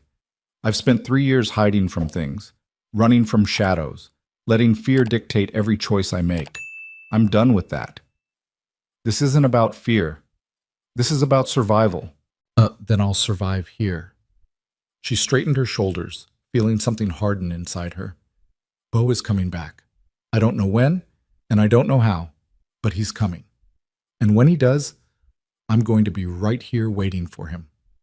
Dawkins stared at her for a long moment. Then slowly, he nodded. All right, he said. Your choice. But I'm going to wire the federal marshal in Helena. If Kane's outfit is operating in my territory, that's bigger than one small-town sheriff can handle. Do what you need to do. He started for the door, then paused. Miss Carver, that curse everyone talks about, maybe it's not about you at all. Maybe it's about what you attract. And what you attract right now is some very dangerous men who are going to stop at nothing to get what they want. I know. Then God help you, because I'm not sure anyone else can. He left. Lena stood in the ruins of her shop, surrounded by scattered fabric and broken dreams, and felt the weight of his words settle over her like a shroud. She didn't know if God was listening. She didn't know if anyone was listening. But she knew one thing with absolute certainty. When Bo came back, and he would come back, he was walking into a trap, and she had to find a way to warn him. The next few weeks were a nightmare. Kane's men didn't attack again, not directly, but their presence hung over the town like a storm cloud. They rode through at odd hours, watching, waiting, a constant reminder of the violence lurking just beneath the surface. Businesses closed early, children were kept indoors. The saloon, usually rowdy until midnight, fell silent by 9. And everywhere the whispers followed Lena. "It's her," they said. "She brought this on us. The curse is real." She ignored them. She had bigger things to worry about than the opinions This of people story was who had never posted given on her the the channel benefit of the West of doubt Betrayal. anyway. Please do not Every repost day it she went in to any the post form. office, hoping for word from Bo. Every day she returned empty-handed. She wrote letters herself, dozens of them, addressed to the Hollister Ranch, but she had no way of knowing if any of them arrived. For all she knew, Bo was already dead. For all she knew, she was waiting for a man who would never come. But she couldn't let herself believe that. The meadowlark sat on her nightstand, its rough-carved wings catching the lamplight, and every night she held it and remembered his promise. September. "I'm coming back. Wait for me?" She would wait, no matter what it cost her. It was mid-November when the rider finally appeared on the northern road. Lena was in what remained of her shop. She had cleaned up the worst of the damage, salvaged what she could, and resumed working with a determination that bordered on obsession. The first snow had fallen the night before, leaving a thin white blanket over the town that sparkled in the weak winter sun. She heard the hoofbeats before she saw him. Her heart stopped. She ran to the window, pressing her face against the cold glass, and there he was, silhouetted against the snow-covered hills, riding hard toward town. Even from this distance, she recognized the set of his shoulders, the way he sat his horse, the familiar shape of the man she loved. Bo. He was alive. He had come back. Lena burst out of her shop, not bothering to grab her coat, running through the snow toward the edge of town. She could see him clearly now, thinner than she remembered, with dark circles under his eyes, and a wildness in his expression that spoke of hard riding and harder choices. But alive. That was all that mattered. "Bo!" she screamed, waving her arms. "Bo!" He saw her, his face transformed, relief and joy and terror all warring for dominance, and he kicked his horse into a gallop, closing the distance between them in seconds. Then he was there, swinging down from the saddle, catching her in his arms as she threw herself at him. She was crying, laughing, holding on to him so tightly she thought she might break apart. "You came back," she sobbed. "You came back." "I'm sorry." His voice was rough, broken. "I'm so sorry. They found me. They intercepted my letters. I didn't know if you were alive, if they had already—" "I'm alive. I'm here." He pulled back just enough to look at her face, his hands cupping her cheeks, his eyes searching hers with desperate intensity. "Lena, you have to listen to me. Kane is coming. He's been following me for weeks, and I couldn't shake him. I tried. God, I tried. But he's got too many men, too many resources. I came back because I couldn't stay away, because I couldn't let you face this alone. But you need to understand, I know." She placed her hand over his mouth, silencing him. "I know about Kane. His men came to my shop. They told me to deliver a message." Horror dawned in his eyes. "They hurt you?" "They scared me, destroyed some of my things. But I'm not hurt." She took his hand, pressing it against her heart so he could feel it beating. "I'm not hurt, Bo. I'm still here." For a moment, he just stared at her. Then he pulled her close again, burying his face in her hair. "I never should have left," he murmured. "I thought I was protecting you by staying away, but all I did was leave you vulnerable. I'm sorry. I'm so sorry. Don't apologize. Just tell me what we're going to do." This story was posted on the channel West of Betrayal. Please do not repost it in any form. But underneath it was something harder, something resolved. "We're going to fight," he said. "Kane wants me. He's going to have to come and get me. And when he does, I'm going to end this, once and for all." Behind them, the town of Willow Bend watched the reunion through frosted windows and half-open doors. They saw the cursed girl embrace the stranger who had danced with her all those months ago. They saw the determination in both their faces, the love that had survived distance and danger and the shadow of death itself. And somewhere, out in the snow-covered hills, Lester Kane was watching too. He smiled. The trap was set. Now all that remained was the killing. The snow continued to fall through the afternoon, blanketing Willow Bend in a silence that felt almost sacred. Bo and Lena sat in a ruined shop, a small fire crackling in the stove, their hands intertwined as if letting go might cause one of them to disappear. He told her everything. Not the careful, edited version he had shared during their walks by the creek, but the full truth, every dark corner, every shameful choice, every nightmare that had haunted him for 7 years. He told her about the jobs he had done for Kane's outfit, the horses he had trained knowing they would be used for robbery and murder. He told her about the night he had finally decided to leave, the confrontation that had followed, the moment he had realized his brother's life was the price of his freedom. And he told her about the killing. "I found the men who murdered Samuel," he said, his voice hollow. "Took me 3 months, but I found them. 2 of Kane's enforcers drinking in a cantina down in Juarez like they didn't have a care in the world." Lena's grip tightened on his hand. "What did you do?" "What do you think I did?" He met her eyes, and she saw the ghost of violence lurking behind them. "I walked in, I drew my gun, and I shot them both dead before they could reach for their weapons. Didn't say a word. Didn't give them a chance. Just ended them." The fire crackled. Outside, the wind moaned softly against the windows. "I'm not sorry," Bo continued. "That's the worst part. I should be sorry, should feel something other than satisfaction when I remember their faces. But I don't. They killed my brother. They took everything from me. And I made them pay." "That's not murder," Lena said quietly. "That's justice." "Is it?" "Because Kane doesn't see it that way. To him, I'm a traitor who killed 2 of his men and then ran, and he's been hunting me ever since. Not for the betrayal, not even for the killing, but for making him look weak. For proving that someone could walk away from Lester Kane and live." "But you did live." "I survived. There's a difference." He released her hand and stood, moving to the window to stare out at the falling snow. 7 years I've been running. 7 years of looking over my shoulder, never staying anywhere long enough to matter, never letting anyone get close enough to hurt. And then I walked into that dance hall, and I saw you, and I thought—" He trailed off. "What?" she prompted softly. "What did you think?" "I thought maybe I could finally stop." He turned to face her, and she saw the raw vulnerability in his expression. "I thought maybe I'd found something worth fighting for instead of running from. Someone who understood what it meant to carry a burden that never gets lighter." Lena rose and crossed the room to stand before him.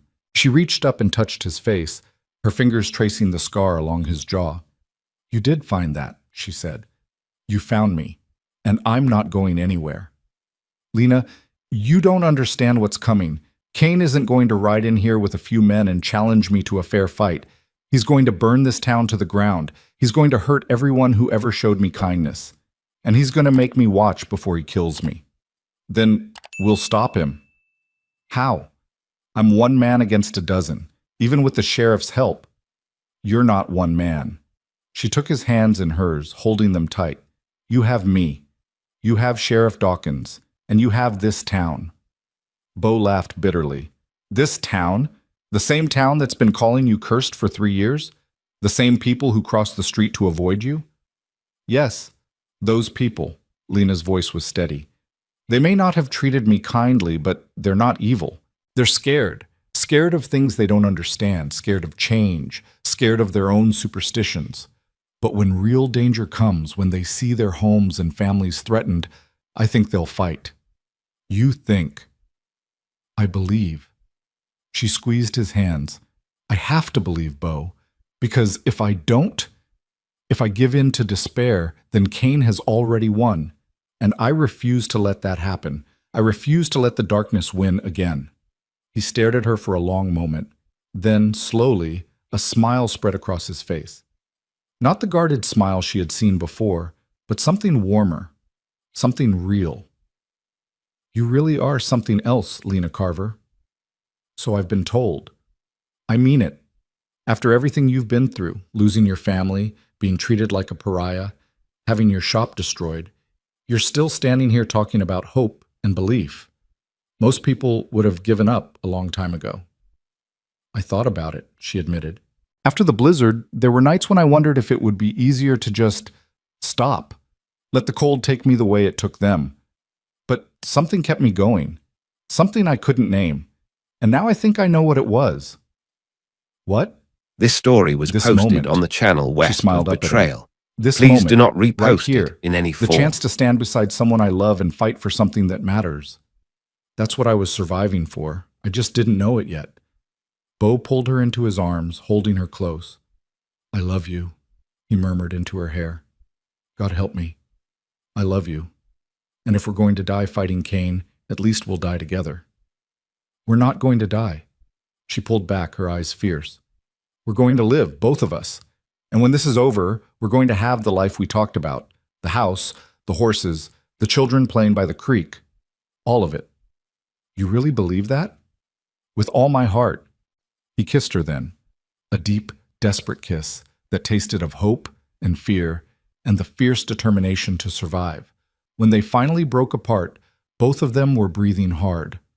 All right, Bo said, if we're going to do this, we need a plan. Cain will be here within days, maybe sooner if the snow lets up.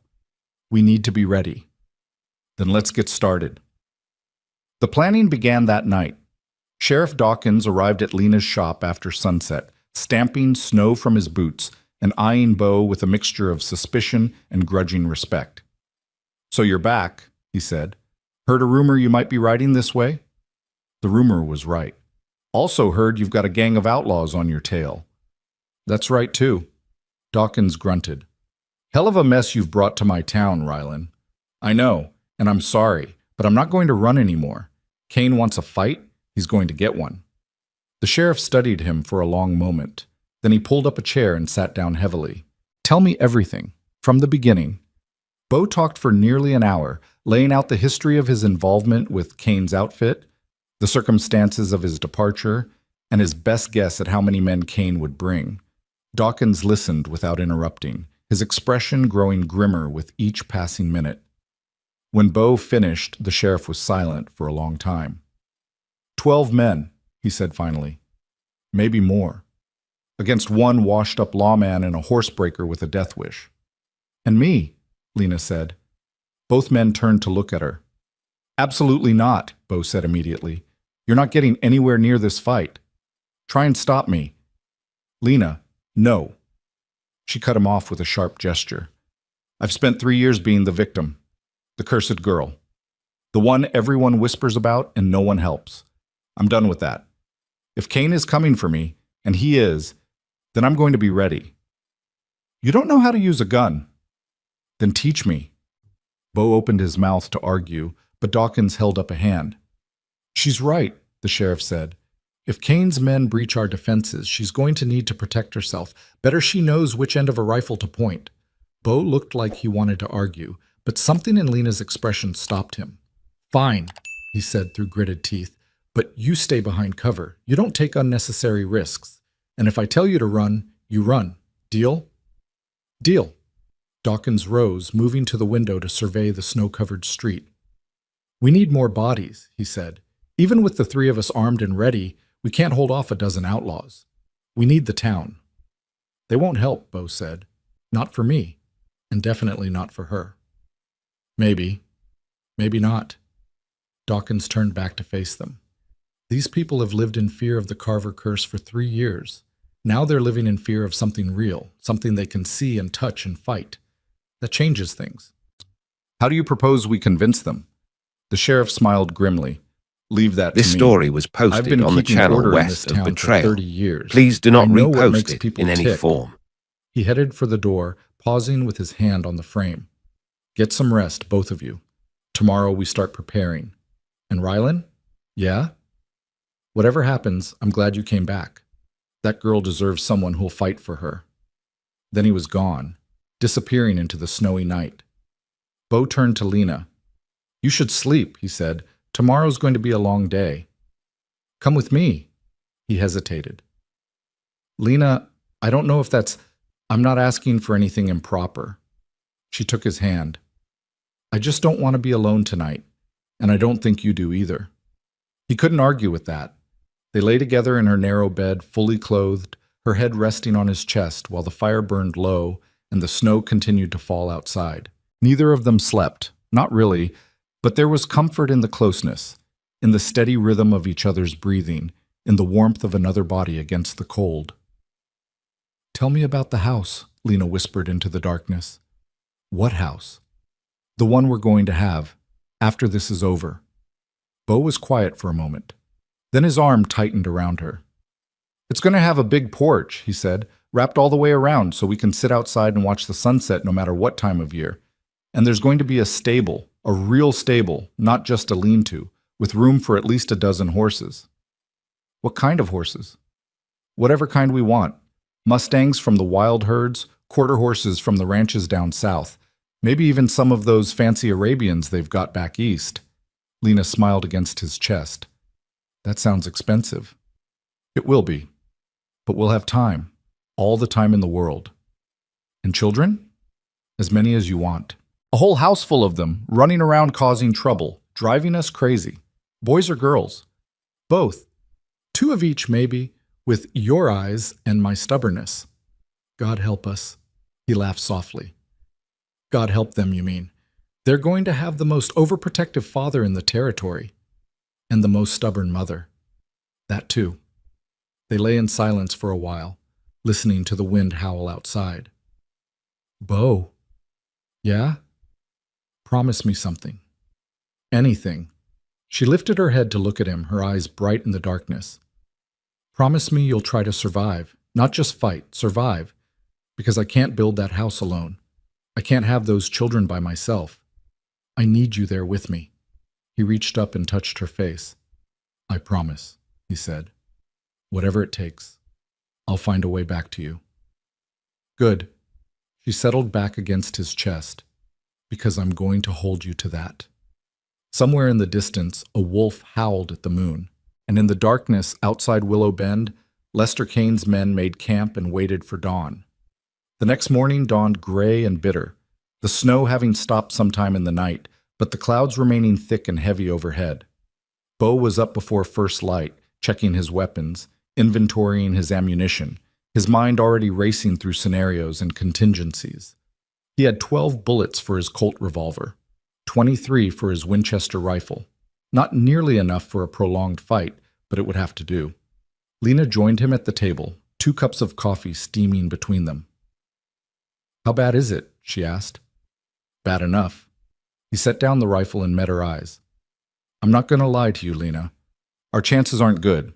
Kane's got more men, more guns, and the advantage of choosing when and where to attack.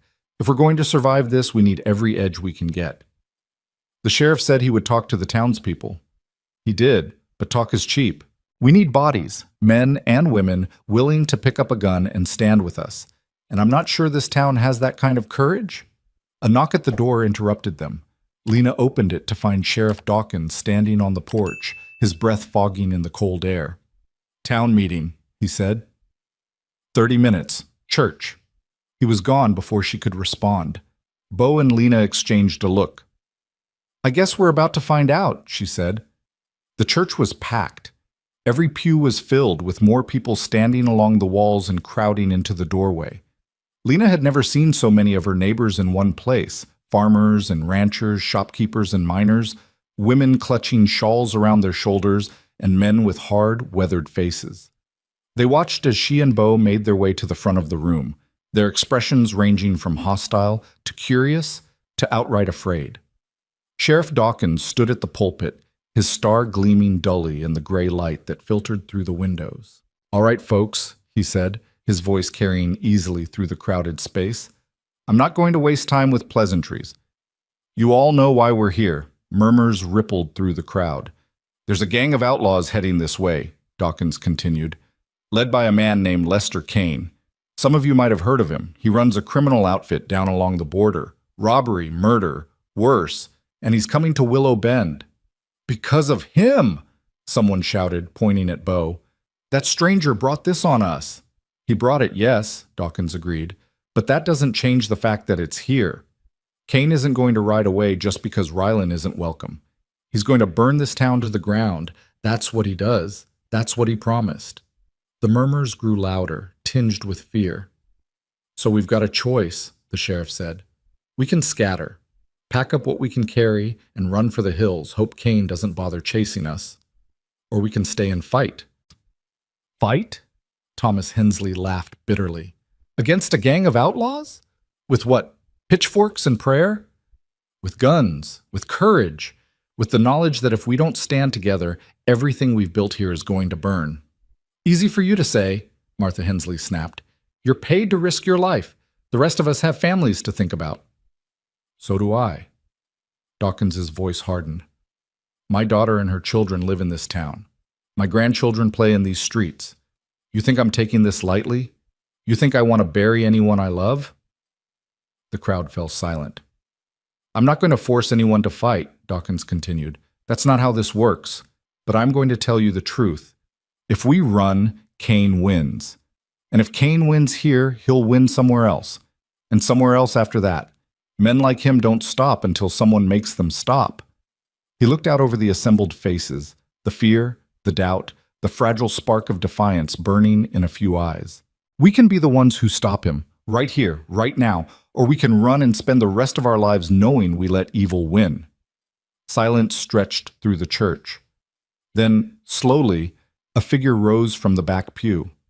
It was old Silas Monroe, the same man who had told the story of the blizzard to anyone who would listen, the same man who had called Lena cursed more times than she could count. Sheriff, he said, his weathered voice carrying through the room, I've lived in this territory for 40 years. I've seen droughts and floods and blizzards that killed more livestock than I care to remember. I've buried friends and family and damn near everyone I ever loved. He paused, his eyes finding Lena in the crowd.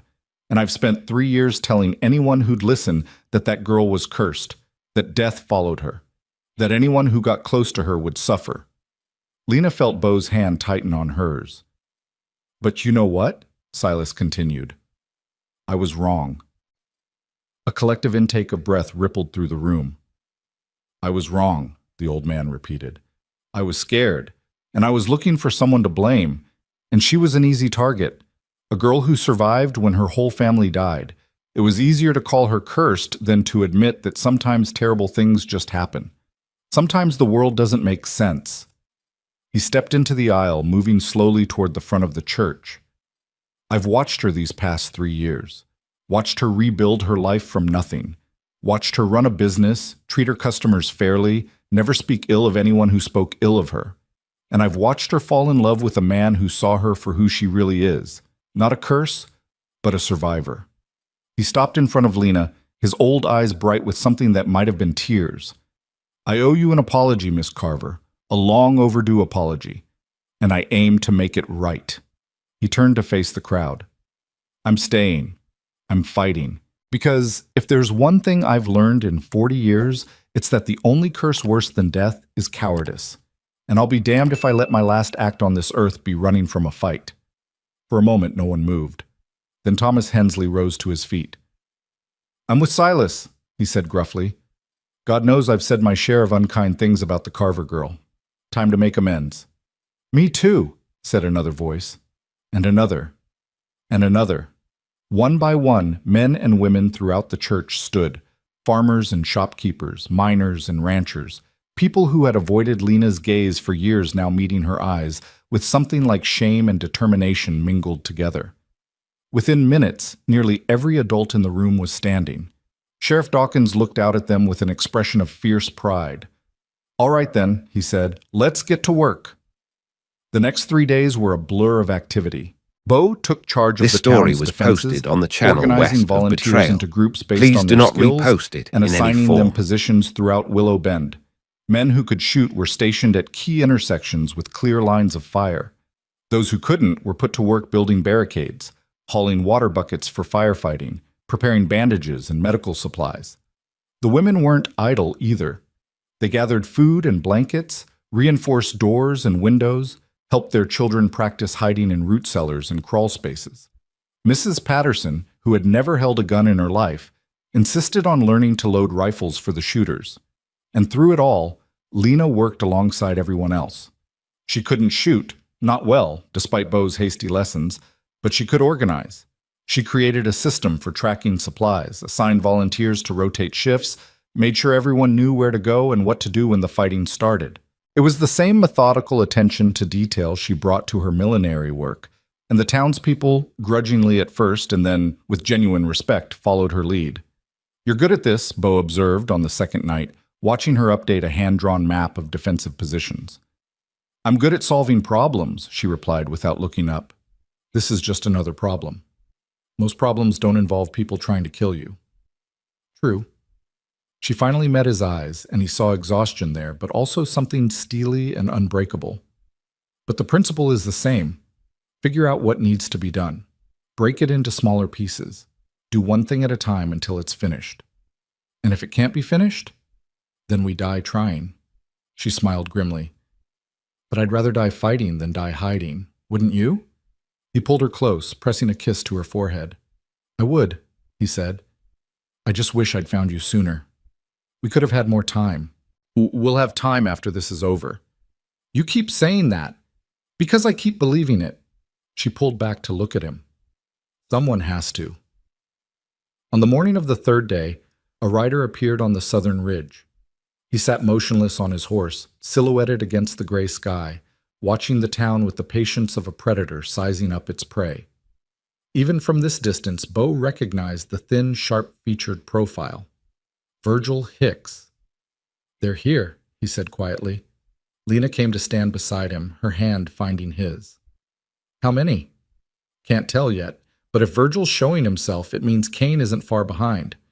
As if on cue, more riders appeared on the ridge, 2, then 4, then 8, spreading out in a loose line that stretched nearly a quarter mile. The morning sun, breaking through the clouds for the first time in days, glinted off rifle barrels and spurs and the hard, merciless faces of men who had come to kill. Sheriff Dawkins joined them, his jaw set. 13, he counted, plus whoever Kane's got in reserve. "He'll have at least 2 or 3 men hanging back," Bo said. "Insurance, in case things go wrong." So we're looking at 15, maybe 16, against 32. Lena had done the count herself. Every able-bodied person in town who had volunteered to fight. 32 farmers and shopkeepers against 16 professional killers, Dawkins said grimly. Not exactly even odds. "No," Bo agreed, "but they'll have to come to us, and we know this ground. That counts for something." A new figure appeared on the ridge, riding slowly to the center of the line. Even at this distance, there was something different about him, a stillness, a presence that set him apart from the others. Lester Kane. He sat his horse like a king, surveying his domain, his black coat stark against the snow-covered hills. For a long moment, he simply looked down at the town that had dared to defy him. Then he raised his hand and pointed directly at Bo. Even without hearing the words, the message was clear. "You. I'm coming for you." Bo felt Lena's grip tighten on his hand. "Let him come," she said quietly. "We're ready." The waiting was the worst part. Kane didn't attack that day, or the next. He kept his men on the ridge, visible but inactive, a constant reminder of the violence that was coming. The psychological pressure was deliberate. Bo recognized the tactic from his years with the outfit. Kane wanted them scared, wanted them second-guessing, wanted their resolve to crumble before a single shot was fired. "Why doesn't he just attack?" Billy Dawson asked on the second evening of the standoff. The young man had insisted on joining the fighters despite his father's objections, and now he stood at Bo's elbow, peering out at the distant campfires on the ridge. "Because he's testing us," Bo replied, "watching to see if anyone breaks. If someone tries to run, his men will pick them off, and the rest of us will know that escape isn't an option. So we're trapped. We were always trapped. The only question was whether we'd face it together or alone." Billy was quiet for a moment. "Can we win? Really win, I mean. Not just survive, actually beat them?" Bo considered the question carefully before answering. "I don't know," he said honestly. "Kane's got more experience, more firepower, and no rules to follow, but we've got something he doesn't." "What's that?" "Something to lose." Bo turned to face the young man. "Kane and his men, they're fighting for money, pride, the chance to prove they're the meanest bastards in the territory. But we're fighting for our homes, our families, the people we love. And that kind of fight, it changes things." "How?" "Because men who are fighting for money will retreat when the cost gets too high. Men who are fighting for their families will die before they give an inch. Billy nodded slowly, absorbing this. I'm scared, he admitted. I've never been in a real fight before. What if I freeze up? What if I get someone killed? Everyone's scared. Anyone who tells you different is lying. Bo clapped him on the shoulder. When the shooting starts, don't think about the big picture. Don't think about winning or losing. Just think about the person next to you. Protect them. Keep them alive. That's all you have to do. One person at a time. One person at a time. The young man straightened his shoulders. I can do that, he said. I think. You can. I've seen the way you look at the Miller girl. Anyone who can work up the courage to talk to her father can handle a few outlaws. Billy actually laughed at that, a nervous, shaky sound, but genuine. You might be right about that. Mr. Miller is terrifying. More terrifying than Lester Kane? Different kind of terrifying. Kane might kill me. Mr. Miller would make me wish I was dead. They shared a moment of grim amusement, and then Billy moved off to check on his assigned position. Bo turned back to the window, watching the distant campfires flicker in the darkness. Tomorrow, he thought. Kane would attack tomorrow. He could feel it in his bones, the gathering tension, the coiling of a spring about to snap. Tomorrow, the killing would begin. He found Lena in the church, of all places. She was sitting in the front pew, her head bowed, the meadowlark clutched in her hands. The candles on the altar cast flickering shadows across her face, and for a moment Bo just stood in the doorway and watched her. She looked small in the empty church. Fragile. Human. But he knew better. There was steel in Lena Carver, forged in the fires of loss and tempered by years of survival. Whatever happened tomorrow, she wouldn't break. He slid into the pew beside her. I didn't know you were religious, he said quietly. I'm not sure I am. She didn't look up. But this seemed like the right place to be. The quiet helps me think. What are you thinking about? My family. Wondering if they'd be proud of what I'm doing or if they'd want me to run. What do you think they'd say? Lena was quiet for a long moment. My father would say that a person's worth is measured by what they stand for, that running from a fight is worse than losing one. He was like that, proud, stubborn, always ready to throw himself into any battle that needed fighting. Sounds like someone I know. She smiled faintly. My mother would worry. She'd probably cry and beg me to be careful, but in the end she'd let me go, because she understood that some things matter more than safety. And your brother? Your sister? Daniel would want to fight alongside me. He was always trying to prove himself, always wanting to be older than he was. And Ruth, Lena's voice caught. Ruth would tell me to protect the people I love, because that's what she always did. Protected everyone, no matter the cost. She finally looked up, and Bo saw tears glistening on her cheeks. I miss them, she whispered, every day. But tomorrow when the fighting starts, I'm going to honor them. I'm going to be brave the way they would have wanted me to be. And if I die, you're not going to die. If I die, she repeated firmly, I'm going to die knowing I didn't waste the second chance I was given. I survived that blizzard for a reason, Bo. Maybe this is it. Maybe this is what I was saved for. He took her hands in his, the meadowlark pressed between their palms. You weren't saved so you could die in a gunfight with outlaws, he said. You were saved so we could meet, so we could build something together. And I refuse to believe that ends tomorrow. You can't know that. No, but I can choose to believe it. This story was posted on the channel west of Betrayal. Please do not repost it. The shadows danced, and in the quiet of the empty church, two people who had lost everything found something worth holding on to. I love you, Lena said. I love you too. Whatever happens tomorrow, we face it together. That's all that matters. She leaned into him, resting her head on his shoulder. Together, she repeated softly. They stayed like that until the candles burned low, drawing strength from each other's presence, preparing themselves for the dawn. The attack came with the sunrise. Kane's men swept down from the ridge in a thundering wave of hooves and gunfire, their war cries splitting the morning air. The first shots tore through the silence like paper, shattering windows and punching holes in wooden walls. Willow Bend erupted into chaos. Bo was at the main barricade, his rifle already raised, when the first rider came into range. He squeezed the trigger, felt the kick against his shoulder, saw the man tumble from his horse in a spray of red. "Hold the line!" he shouted. "Don't let them through!" On either side of him, townspeople were firing, some with skill, most with desperate determination. Thomas Hensley, who had never shot anything more dangerous than a deer, dropped an outlaw with a lucky shot to the chest. Billy Dawson, hands shaking but eyes steady, held his position like a man twice his age. But Kane's men were professionals. They regrouped quickly, splitting into smaller groups that probed the defenses from multiple angles. Some dismounted and took cover behind buildings, returning fire with deadly accuracy. Others circled around to the flanks, looking for weak points. "They're trying to get behind us," Dawkins called from his position near the church. "We need more men on the east side." Bo spun, his mind racing through options.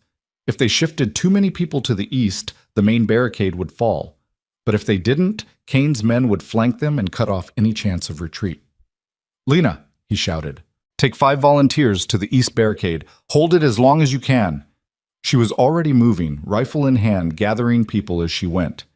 He watched her disappear around a corner, his heart clenching with fear and pride in equal measure. Please, he thought, please let her be safe. Then there was no more time for prayer. Kane's men launched another assault, and the world dissolved into smoke and thunder. The fighting raged for hours. Wave after wave of outlaws crashed against the town's defenses, only to be thrown back by the desperate defenders. The air grew thick with gun smoke and the cries of wounded men. Bodies littered the street, some in the black coats of Kane's outfit, others in the simple clothes of farmers and shopkeepers. Bo moved through the chaos like a man possessed, plugging gaps in the line, rallying defenders who wavered, dragging wounded men to cover when they fell. He lost count of how many times he fired, how many times he reloaded, how many times he watched someone he had shared coffee with collapse into the bloody snow. But they were holding. Against all odds, against all reason, they were holding. And then everything changed. A shout went up from the east side of town. A woman's scream, high and piercing, that cut through the din of battle like a knife. Lena. Bo's blood turned to ice. He abandoned his position and ran, heedless of the bullets whipping past him, his only thought the woman he loved and the danger she faced. He rounded the corner and skidded to a halt. The east barricade had been breached. 3 of Kane's men had gotten through, and they had Lena surrounded, her rifle empty, her back against a wall, a small pistol in her trembling hands. And standing in the center of the group, smiling that cold reptilian smile, was Virgil Hicks. "Well, well," Virgil drawled. "Look who finally showed up. We were starting to think you'd let your woman die alone, Bo." Bo raised his rifle. "Let her go." "Or what? You'll shoot? With her in the crossfire?" Virgil shook his head. "I don't think so. Now drop the gun, nice and slow." Bo hesitated. "Drop it, or I put a bullet in her head right now." Virgil's pistol was aimed directly at Lena's face. His finger was on the trigger. At this range, he couldn't miss. Bo dropped the rifle. "Good boy." Virgil gestured to his men. "Tie him up. The boss wants to have a conversation." They bound his wrists behind his back, rough hands shoving him to his knees in the snow. Lena screamed his name, struggling against the man who held her, but a blow to the face silenced her. "Don't touch her," Bo snarled. "Oh, we'll do more than touch her." Virgil crouched down in front of him, that terrible smile still in place. "But not yet. First the boss gets to say his piece. Then the real fun begins." He straightened and looked toward the ridge where a lone rider was making his way down the slope. Lester Kane had finally decided to join the battle, and he was coming for his prize. Kane dismounted slowly, savoring the moment the way a cat savors the final moments of a cornered mouse. His black coat swept behind him as he walked, his boots crunching through the blood-stained snow with deliberate, measured steps. The sounds of battle had faded to sporadic gunfire in the distance. The rest of his men were mopping up the last pockets of resistance while he attended to more personal business. 7 years, Kane said, stopping a few feet in front of Bo. 7 years I've been looking for you. Do you have any idea how much time and money I've wasted? How many leads that went nowhere? How many men I sent out who came back empty-handed?" Bo said nothing. His eyes were fixed on Lena. watching for any opportunity, any opening. And all that time, I kept asking myself the same question. Kane crouched down, bringing his face level with Bo's. Why? Why did Bo Rylan run? He had everything, good pay, protection, a future with my outfit. He could have been my right hand. Instead, he kills 2 of my men and disappears like smoke. You killed my brother. Samuel? Kane actually laughed. That's what this is about? A boy who couldn't follow simple instructions? He shook his head in mock disappointment. Your brother was a liability, Bo. He was going to get caught, and when he did, he was going to talk. I did what had to be done. You should understand that. You've done it yourself plenty of times. He was 16 years old. He was a witness. Age doesn't matter when someone can put a noose around your neck. Kane straightened, brushing snow from his coat. But I didn't come here to debate ancient history. I came here to settle accounts. He turned to look at Lena, who was still held between 2 of his men, her face pale, but her eyes blazing with defiance. So this is the woman who tamed the wild horsebreaker. I have to admit, I'm impressed. When my scouts told me you'd fallen for some cursed girl in a nowhere town, I didn't believe it. Bo Rylan, who never stayed anywhere more than a month, who never let anyone get close. In love. It seemed impossible. He walked toward her, and Bo strained against his bonds, the rope biting into his wrists. Don't you touch her. Touch her? Oh, I'm going to do much more than that. Kane reached out and lifted Lena's chin with one gloved finger, forcing her to meet his eyes. You're pretty enough, I suppose, in a fragile sort of way. I can see why he likes you. Lena spat in his face. The sound of the blow that followed echoed off the nearby buildings. Lena's head snapped to the side, blood trickling from her split lip, but she made no sound. When she turned back to face Kane, her expression hadn't changed. Spirited too, Kane observed, wiping the spittle from his cheek. I like that. The spirited ones are always more fun to break. Kane, Bo's voice was low, dangerous. I'm the one you want. Let her go, and I'll give you whatever you ask. A confession, a public execution, whatever you need to restore your reputation. Just let her go. A generous offer, but I'm afraid it's not enough. Kane turned back to face him. You see, Bo, you didn't just kill 2 of my men. You didn't just run. You made me look weak. You showed the whole territory that someone could cross Lester Kane and live to tell about it. Do you know how many problems that caused me? How many men started thinking they could do the same? He drew his pistol, examining it in the pale winter light. I can't just kill you. That would be too easy, too quick. People need to see what happens to those who defy me. They need to see you suffer. And the best way to make a man suffer, he aimed the pistol at Lena's head, is to take away everything he loves. Time seemed to slow. Bo saw Kane's finger tighten on the trigger. He saw Lena's eyes widen, not with fear, but with something else. A fierce, burning determination. He saw her hand move, almost imperceptibly, toward the small knife she had hidden in her boot. And he saw the flash of gunfire from the rooftop behind Kane. The shot caught one of Kane's men in the shoulder, spinning him around with a cry of pain. Before anyone could react, more shots rang out.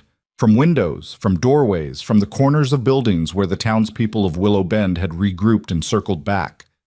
Sheriff Dawkins' voice boomed across the street. Now, take them down! Chaos erupted. Lena moved in the confusion, drawing her knife and slashing at the man who held her. He screamed and released her, clutching at his bleeding arm.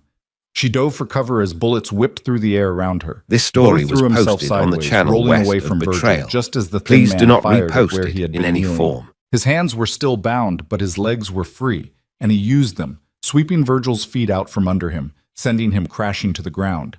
Kane was shouting orders, trying to rally his men, but the ambush had caught them completely off guard. The townspeople had used the distraction of Kane's arrival to reposition, and now they were pouring fire into the outlaws from multiple directions. Thomas Hensley appeared at Bo's side, a knife in his hand. Hold still, he grunted, sawing at the ropes. The bonds fell away. Bo surged to his feet, his eyes scanning the chaos for Kane. There. The outlaw leader was retreating toward his horse, firing wildly at the defenders, his face twisted with rage. Virgil was with him, blood streaming from a gash on his forehead but still moving. Bo grabbed a pistol from a fallen outlaw and gave chase. Kane saw him coming and spun, firing twice. The first shot went wide. The second grazed Bo's arm, leaving a line of fire across his bicep, but he didn't slow down. They crashed together in the street, the impact sending both men tumbling into the snow. The pistols went flying. Kane was older, but he was strong, stronger than Bo expected. And for a desperate moment they grappled, each trying to gain the advantage. Kane's hands found Bo's throat and squeezed. "Should have killed you years ago," Kane snarled, his face inches away. "Should have put you down like the dog you are." Bo's vision was starting to darken. He could feel his lungs burning, his strength failing. Kane's grip was iron, unyielding. Then he heard Lena's voice cutting through the roar of blood in his ears. "Bo!" Something slid across the snow toward him. The meadowlark, still clutched in her hand when the fighting started, now tossed to him like a lifeline. Not a weapon, but a reminder. A reminder of what he was fighting for, what he had to live for. He stopped trying to break Kane's grip. Instead, he reached up and drove his thumbs into Kane's eyes. The outlaw screamed and released him, staggering backward, hands clawing at his face. Bo gasped for air, rolling onto his hands and knees, then forcing himself upright. Kane was still standing, blood streaming down his cheeks, but his eyes were ruined. He swung blindly, roaring with pain and fury. Bo's hand closed around the fallen pistol. "This is for Samuel," he said, and he pulled the trigger. The shot echoed across the street, and Lester Kane crumpled to the ground. For a long moment there was silence. Then the cheering started. The remaining outlaws, seeing their leader fall, began to scatter. Some threw down their weapons and surrendered. Others tried to run, only to be cut down by the defenders or captured by the townspeople who had found their courage. Virgil Hicks made it almost to the edge of town before Billy Dawson caught up with him. The young man tackled him from behind, and when Virgil tried to draw a hidden knife, Billy put a bullet through his hand. "That's for Miss Carver," Billy said, standing over the writhing outlaw, "and for making me miss the Miller girl's birthday party." By the time the sun reached its zenith, the battle was over. Bo found Lena near the east barricade, her knife still clutched in her hand, her dress torn and bloodied, but her body unharmed. She saw him coming and ran to meet him, throwing herself into his arms with a sob that was half relief and half joy. "You're alive," she breathed. "You're alive." "So are you." He held her close, breathing in the scent of her hair, feeling her heart beat against his chest. "It's over, Lena. It's finally over." She pulled back to look at him, her eyes searching his face. "Kane? Dead. And Virgil? Captured. The sheriff's got him and the others locked up. Federal marshals are on their way from Helena." She let out a shaky breath. "I was so scared when they had you tied up, when Kane was going to—" I know. He cupped her face in his hands, wiping away the tears that streamed down her cheeks. "But you didn't give up. You fought, and you helped save us all. I couldn't let him win. After everything we survived, everything we planned, I couldn't let him take it away." He didn't. He never could have. Bo smiled, a real smile that reached his eyes for the first time in years. "You're too stubborn to let anyone take anything from you." She laughed, a wet, hiccuping sound, and buried her face in his chest. Around them, the town was beginning to pick up the pieces. The wounded were being tended to. The dead were being counted, fewer than anyone had feared, though every loss was felt deeply. The fires that had started during the battle were being put out, bucket brigades working with quiet efficiency. Sheriff Dawkins approached, his arm in a makeshift sling, his face gray with exhaustion, but his eyes bright with something like triumph. "Hell of a fight," he said. "Hell of a town." "They came through," Bo agreed. "Every one of them." "They did? Even the ones I never thought had it in them." The sheriff shook his head slowly. "Old Silas Monroe took down 2 of Kane's men himself, said he wasn't going to let young folks have all the glory." "Is he all right?" "Bullet grazed his leg. He's already complaining about the doctor's bedside manner, so I'd say he'll live." Lena lifted her head, looking at the destruction around them. The shattered windows, the bullet-scarred walls, the bodies being carried away on makeshift stretchers. "What happens now?" she asked. Dawkins considered the question. Now? Now we bury our dead. We rebuild what was broken. We tell the story of what happened here until our grandchildren are sick of hearing it. He met her eyes. And we remember that when it mattered, this town stood together. That's not nothing, Miss Carver. That's something worth being proud of. He tipped his hat and walked away, already shouting orders to the volunteers still working to restore order. Bo and Lena stood alone in the street, surrounded by the aftermath of violence, clinging to each other like survivors of a shipwreck. He's right, you know, Bo said quietly. What happened here? It matters. Not just for us, but for everyone who was too afraid to fight before today. I know. Lena looked up at him. But right now, I don't want to think about the future or the past. I just want to stand here with you and be grateful that we're both still breathing.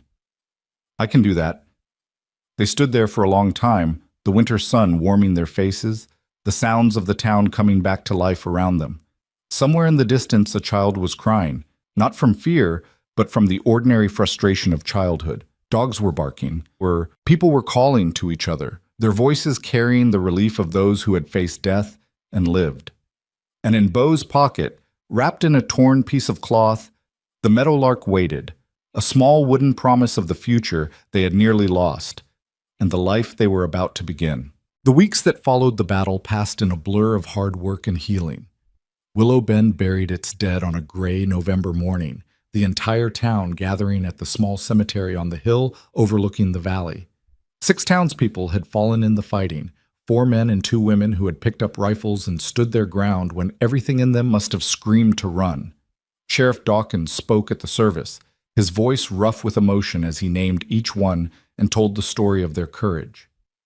Bo stood at the back of the crowd, his hat in his hands, feeling the weight of responsibility pressing down on his shoulders.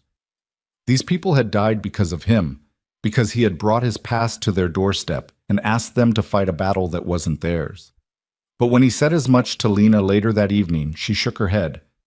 They didn't die because of you, she said firmly. They died because they chose to stand up against evil. That's not your burden to carry. It's their legacy to honor. I could have led Cain away, could have drawn him off before he ever reached Willow Bend, and he would have caught you eventually, killed you in some lonely canyon where no one would ever find your body, and then he would have come here anyway, looking for me. She took his hands in hers. This was always going to happen, Bo. The only question was whether we would face it together or apart. And together, we won. He wanted to argue, but the truth of her words settled into him like stones dropping into still water. She was right. Running hadn't saved him for 7 years. It had only delayed the inevitable. It was standing and fighting, surrounded by people who refused to let fear win, that had finally ended the nightmare. When did you get so wise? He asked. Somewhere between surviving a blizzard and falling in love with a stubborn horsebreaker. She smiled, and even through his grief, he felt something warm kindle in his chest. Now come inside. Mrs. Patterson made enough food to feed an army, and she's threatening to force-feed anyone who doesn't eat. The rebuilding began the next day.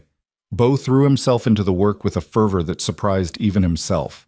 He helped repair damaged buildings, replacing shattered windows and patching bullet-riddled walls. He organized teams to clear debris from the streets and haul away the wreckage of the barricades. He spent long hours at the livery stable, tending to horses that had been injured in the fighting, his gentle hands and quiet voice calming animals that still flinched at loud noises. The townspeople watched him work, and slowly their suspicion began to fade. He's not what I expected, Thomas Hensley admitted to his wife one evening. This story was posted on the channel west of Betrayal. Repair his fence. Please do not repost when he first showed up, in any form. I thought he was just another drifter, another problem waiting to happen. And now? Martha asked. Now I think maybe he's exactly what this town needed. Someone willing to fight for what matters, someone who doesn't run when things get hard. It was the closest thing to an apology Bo would ever receive from the Hensleys, but it was enough. The federal marshals arrived a week after the battle, a grim-faced group of men who took custody of Virgil Hicks and the other surviving outlaws. They interviewed everyone who had been involved in the fighting, taking detailed statements that would be used in the trials to come. When they interviewed Bo, they spent 3 hours asking about his time with Cain's outfit. He told them everything, the jobs he had done, the horses he had trained, The moment he had decided to leave, he told them about Samuel, about the 2 men he had killed in Juarez, about 7 years of running that had led him to a dance hall in Willow Bend. When he finished, the lead marshal, a weathered man named Cooper, who had been chasing outlaws since before Bo was born, studied him with unreadable eyes. "You know I could arrest you," Cooper said. "The killings in Juarez, your involvement with Kane's operation. There's enough here to put you away for a long time." "I know. But I'm not going to." Cooper leaned back in his chair, partly because those men you killed were wanted for murder themselves. There's actually a reward on their heads that's been sitting unclaimed for 3 years, and partly because what you did here, standing up to Kane when you could have run, that counts for something. What about the rest of it? My past? Your past is your past. As far as I'm concerned, Bo Ryland died 7 years ago in Texas. The man sitting in front of me is just a horsebreaker who helped save a town from outlaws. Cooper stood, offering his hand. "Don't make me regret this decision." Bo shook it firmly. "I won't." The marshals left the next morning, taking their prisoners with them. Virgil Hicks would hang in Helena before the year was out, along with 3 others who had been identified as murderers. The rest would serve long sentences in the territorial prison. And just like that, the shadow that had hung over Bo's life for 7 years was finally lifted. Winter deepened, and Willow Bend began to transform. The town that had once whispered about curses and crossed the street to avoid Lena Carver now welcomed her with open arms. Women who had never spoken to her before stopped by her shop to chat, to admire her hats, to ask her opinion on fabrics and colors. Men tipped their hats when she passed on the street. Children who had been taught to fear her now waved and smiled. "It's strange," she told Bo one evening as they walked along the frozen creek. "I spent 3 years wishing they would see me as something other than a curse. And now that they do, I almost don't know what to do with it." "You do what you've always done," he said. "You live your life. You build your business. You love the people who love you back." "Is that what you're going to do?" "That's the plan."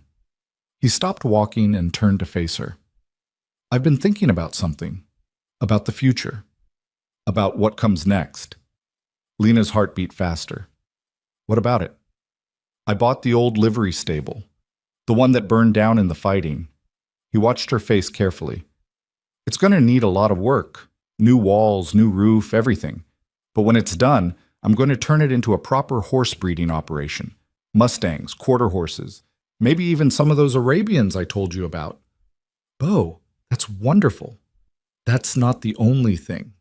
He reached into his pocket and pulled out something small, something that caught the winter light and sparkled. "I found this in Helena the day before I came back. I was going to give it to you after the summer, after I'd had time to earn some money and prove I was serious. But then Kane came, and everything changed, and I never got the chance." Lena stared at the ring in his hand, a simple gold band with a small diamond that gleamed like a captured star. "Bo, I know it's not much. I know I don't have a house to offer you yet, or the life I promised. But I love you, Lena Carver. I have loved you since the moment I saw you standing alone in that dance hall, and I will love you until the day I die." He dropped to one knee in the snow, his eyes never leaving hers. "Will you marry me?"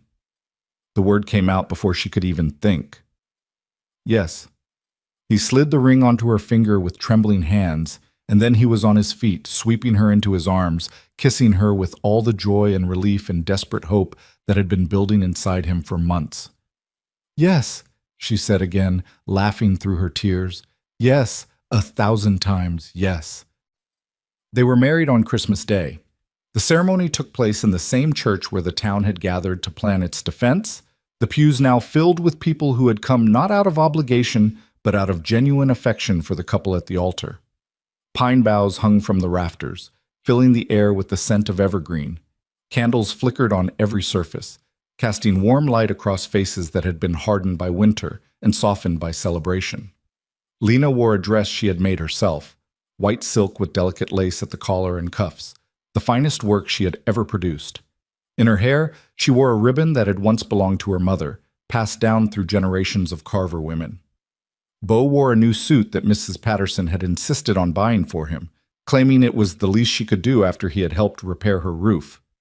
He looked uncomfortable in the stiff collar, but his eyes never left Lena's face as she walked down the aisle. Sheriff Dawkins performed the ceremony, having been granted special authority by the territorial governor in recognition of his service during the battle. His voice was gruff but steady as he led them through the vows.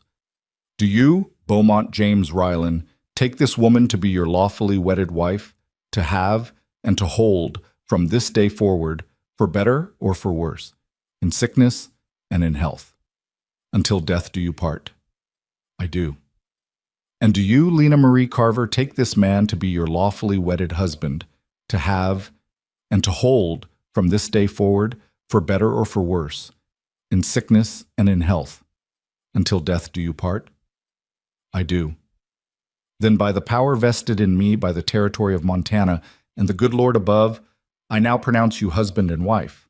Dawkins smiled, a rare expression that transformed his weathered face. You may kiss your bride. Beau did, to thunderous applause from the assembled crowd. The reception lasted well into the evening, spilling out of the church and into the town hall, where tables groaned under the weight of food contributed by every family in Willow Bend. There was music and dancing, laughter and toasts, all the joy that the town had been denied during the long months of fear. Old Silas Monroe gave a speech that brought tears to everyone's eyes, apologizing publicly for the way he and others had treated Lena over the years. I called her cursed, he said, his voice thick with emotion. I said death followed her wherever she went, but I was wrong. What follows this woman isn't death, it's life. The life she refused to give up, even when everyone around her had given up on her. The life she fought for, bled for, risked everything to protect. If that's a curse, then I wish we were all so cursed. Billy Dawson asked Lena to dance, blushing furiously the entire time. Thomas Hensley shook Beau's hand and welcomed him to the community. Even Martha Hensley managed to smile, though it looked like it pained her. And through it all, Beau and Lena kept finding their way back to each other. A touch on the arm, a shared glance across the crowded room, a moment stolen in the corner where they could simply hold hands and remember how far they had come. Are you happy? Beau asked as the night drew toward its close. Happier than I ever thought I could be.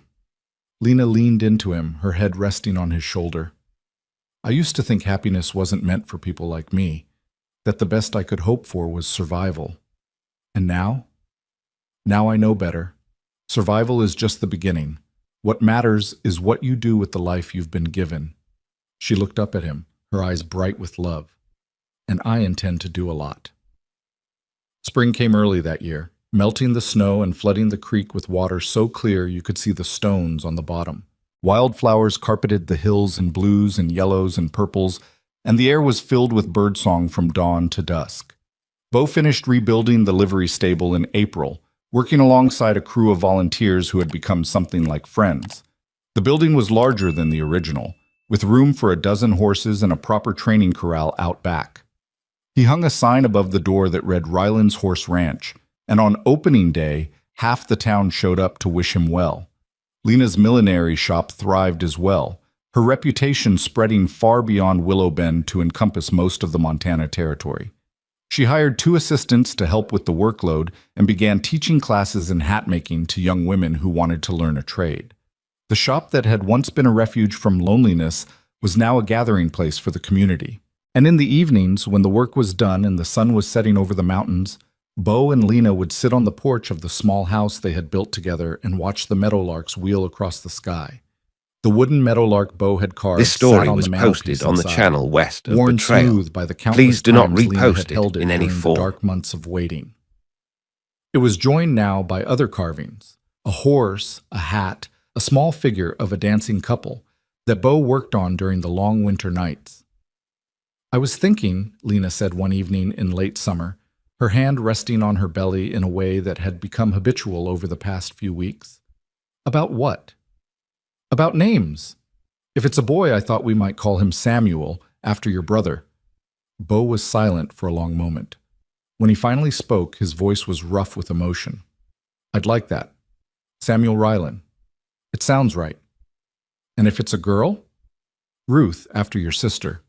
Lena smiled, tears glistening in her eyes. Ruth Rylan. She would have loved that. They sat together in the gathering dusk, hands intertwined, watching the stars emerge one by one above the mountains. The past was behind them, the pain, the loss, the years of running and hiding and being afraid. What lay ahead was unknown, full of challenges and joys they couldn't yet imagine. But they would face it together. That was all that mattered. The following Christmas, the town gathered once again in the church where Bo and Lena had been married. But this time, they came to witness a different kind of miracle. The christening of Samuel Thomas Rylan, a healthy baby boy with his father's gray eyes and his mother's stubborn chin. Lena held the baby in her arms, her face radiant with a joy that seemed to glow from within. Bo stood beside her, his hand on her shoulder, looking at his son with an expression of wonder that he couldn't have hidden if he tried. Sheriff Dawkins, who had agreed to serve as godfather, cleared his throat gruffly. "When I first met these two," he said, addressing the crowd, "I thought they were trouble, a cursed girl and a stranger with a dark past. What else could they be? But I was wrong, dead wrong. What they are is proof that the past doesn't have to define us, that we can choose who we want to be no matter where we came from." He looked down at the baby in Lena's arms. This boy is going to grow up in a town that knows what courage looks like. He's going to hear stories about the night his parents stood against an army of outlaws and won. And he's going to know that when things get hard, you don't run. You stand and fight for the people you love. The congregation murmured in agreement. "So I'm asking all of you," Dawkins continued, "to help raise this child the way his parents would want, to teach him kindness and courage, to show him that a curse is just a story people tell when they're too afraid to hope, and to remind him every single day that he comes from a love that was strong enough to change everything." He dipped his fingers in the baptismal font and touched the baby's forehead. "Samuel Thomas Rylan, I baptize you in the name of the Father and of the Son and of the Holy Spirit. May you grow in wisdom and grace, and may you always know how much you are loved." The baby gurgled contentedly, and the church erupted in applause. Later that night, after the celebrations had ended and the guests had gone home, Bo and Lena sat in their living room with their son sleeping peacefully in the cradle between them. The fire crackled softly. The meadowlark on the mantelpiece caught the light. "I keep thinking about that dance," Lena said softly. "The night we met. What would have happened if you hadn't crossed the room? If you had just walked out without saying anything? I would have regretted it for the rest of my life. But you didn't walk out. You came to me. You said those words. You're the one I've been waiting for." Bo smiled, remembering. "I meant it. I didn't know it at the time, not fully, but something in me recognized you, recognized that we were supposed to find each other. And now look at us, a house, a business, a baby." Lena shook her head in wonder. "A year ago, I couldn't have imagined any of this. Neither could I." She reached out and took his hand, intertwining their fingers the way she had done 100 times before. "Thank you," she said, "for crossing that dance floor, for seeing me when no one else would, for giving me a reason to stop surviving and start living. Thank you for letting me." He raised her hand to his lips and kissed it. "For believing in a future when all I could see was the past." The fire burned low. The baby slept on. And outside, the Montana night stretched endless and star-filled, full of promise and possibility. They had started with nothing but wounds and whispers and the desperate hope that love could be stronger than fear. They had fought through pain and loss and the violence of men who wanted to destroy everything they had built. And they had won. Not just the battle against Cain and his outlaws, but the harder battle, the one that raged inside their own hearts, the battle against despair, against the belief that they were too broken to deserve happiness. That battle was over now. What remained was this: a family, a home, a life built on the foundation of two people who had refused to give up on each other. For the first time in longer than either of them could remember, Lena Carver Rylan wasn't surviving. She was living with him. And that made all the difference.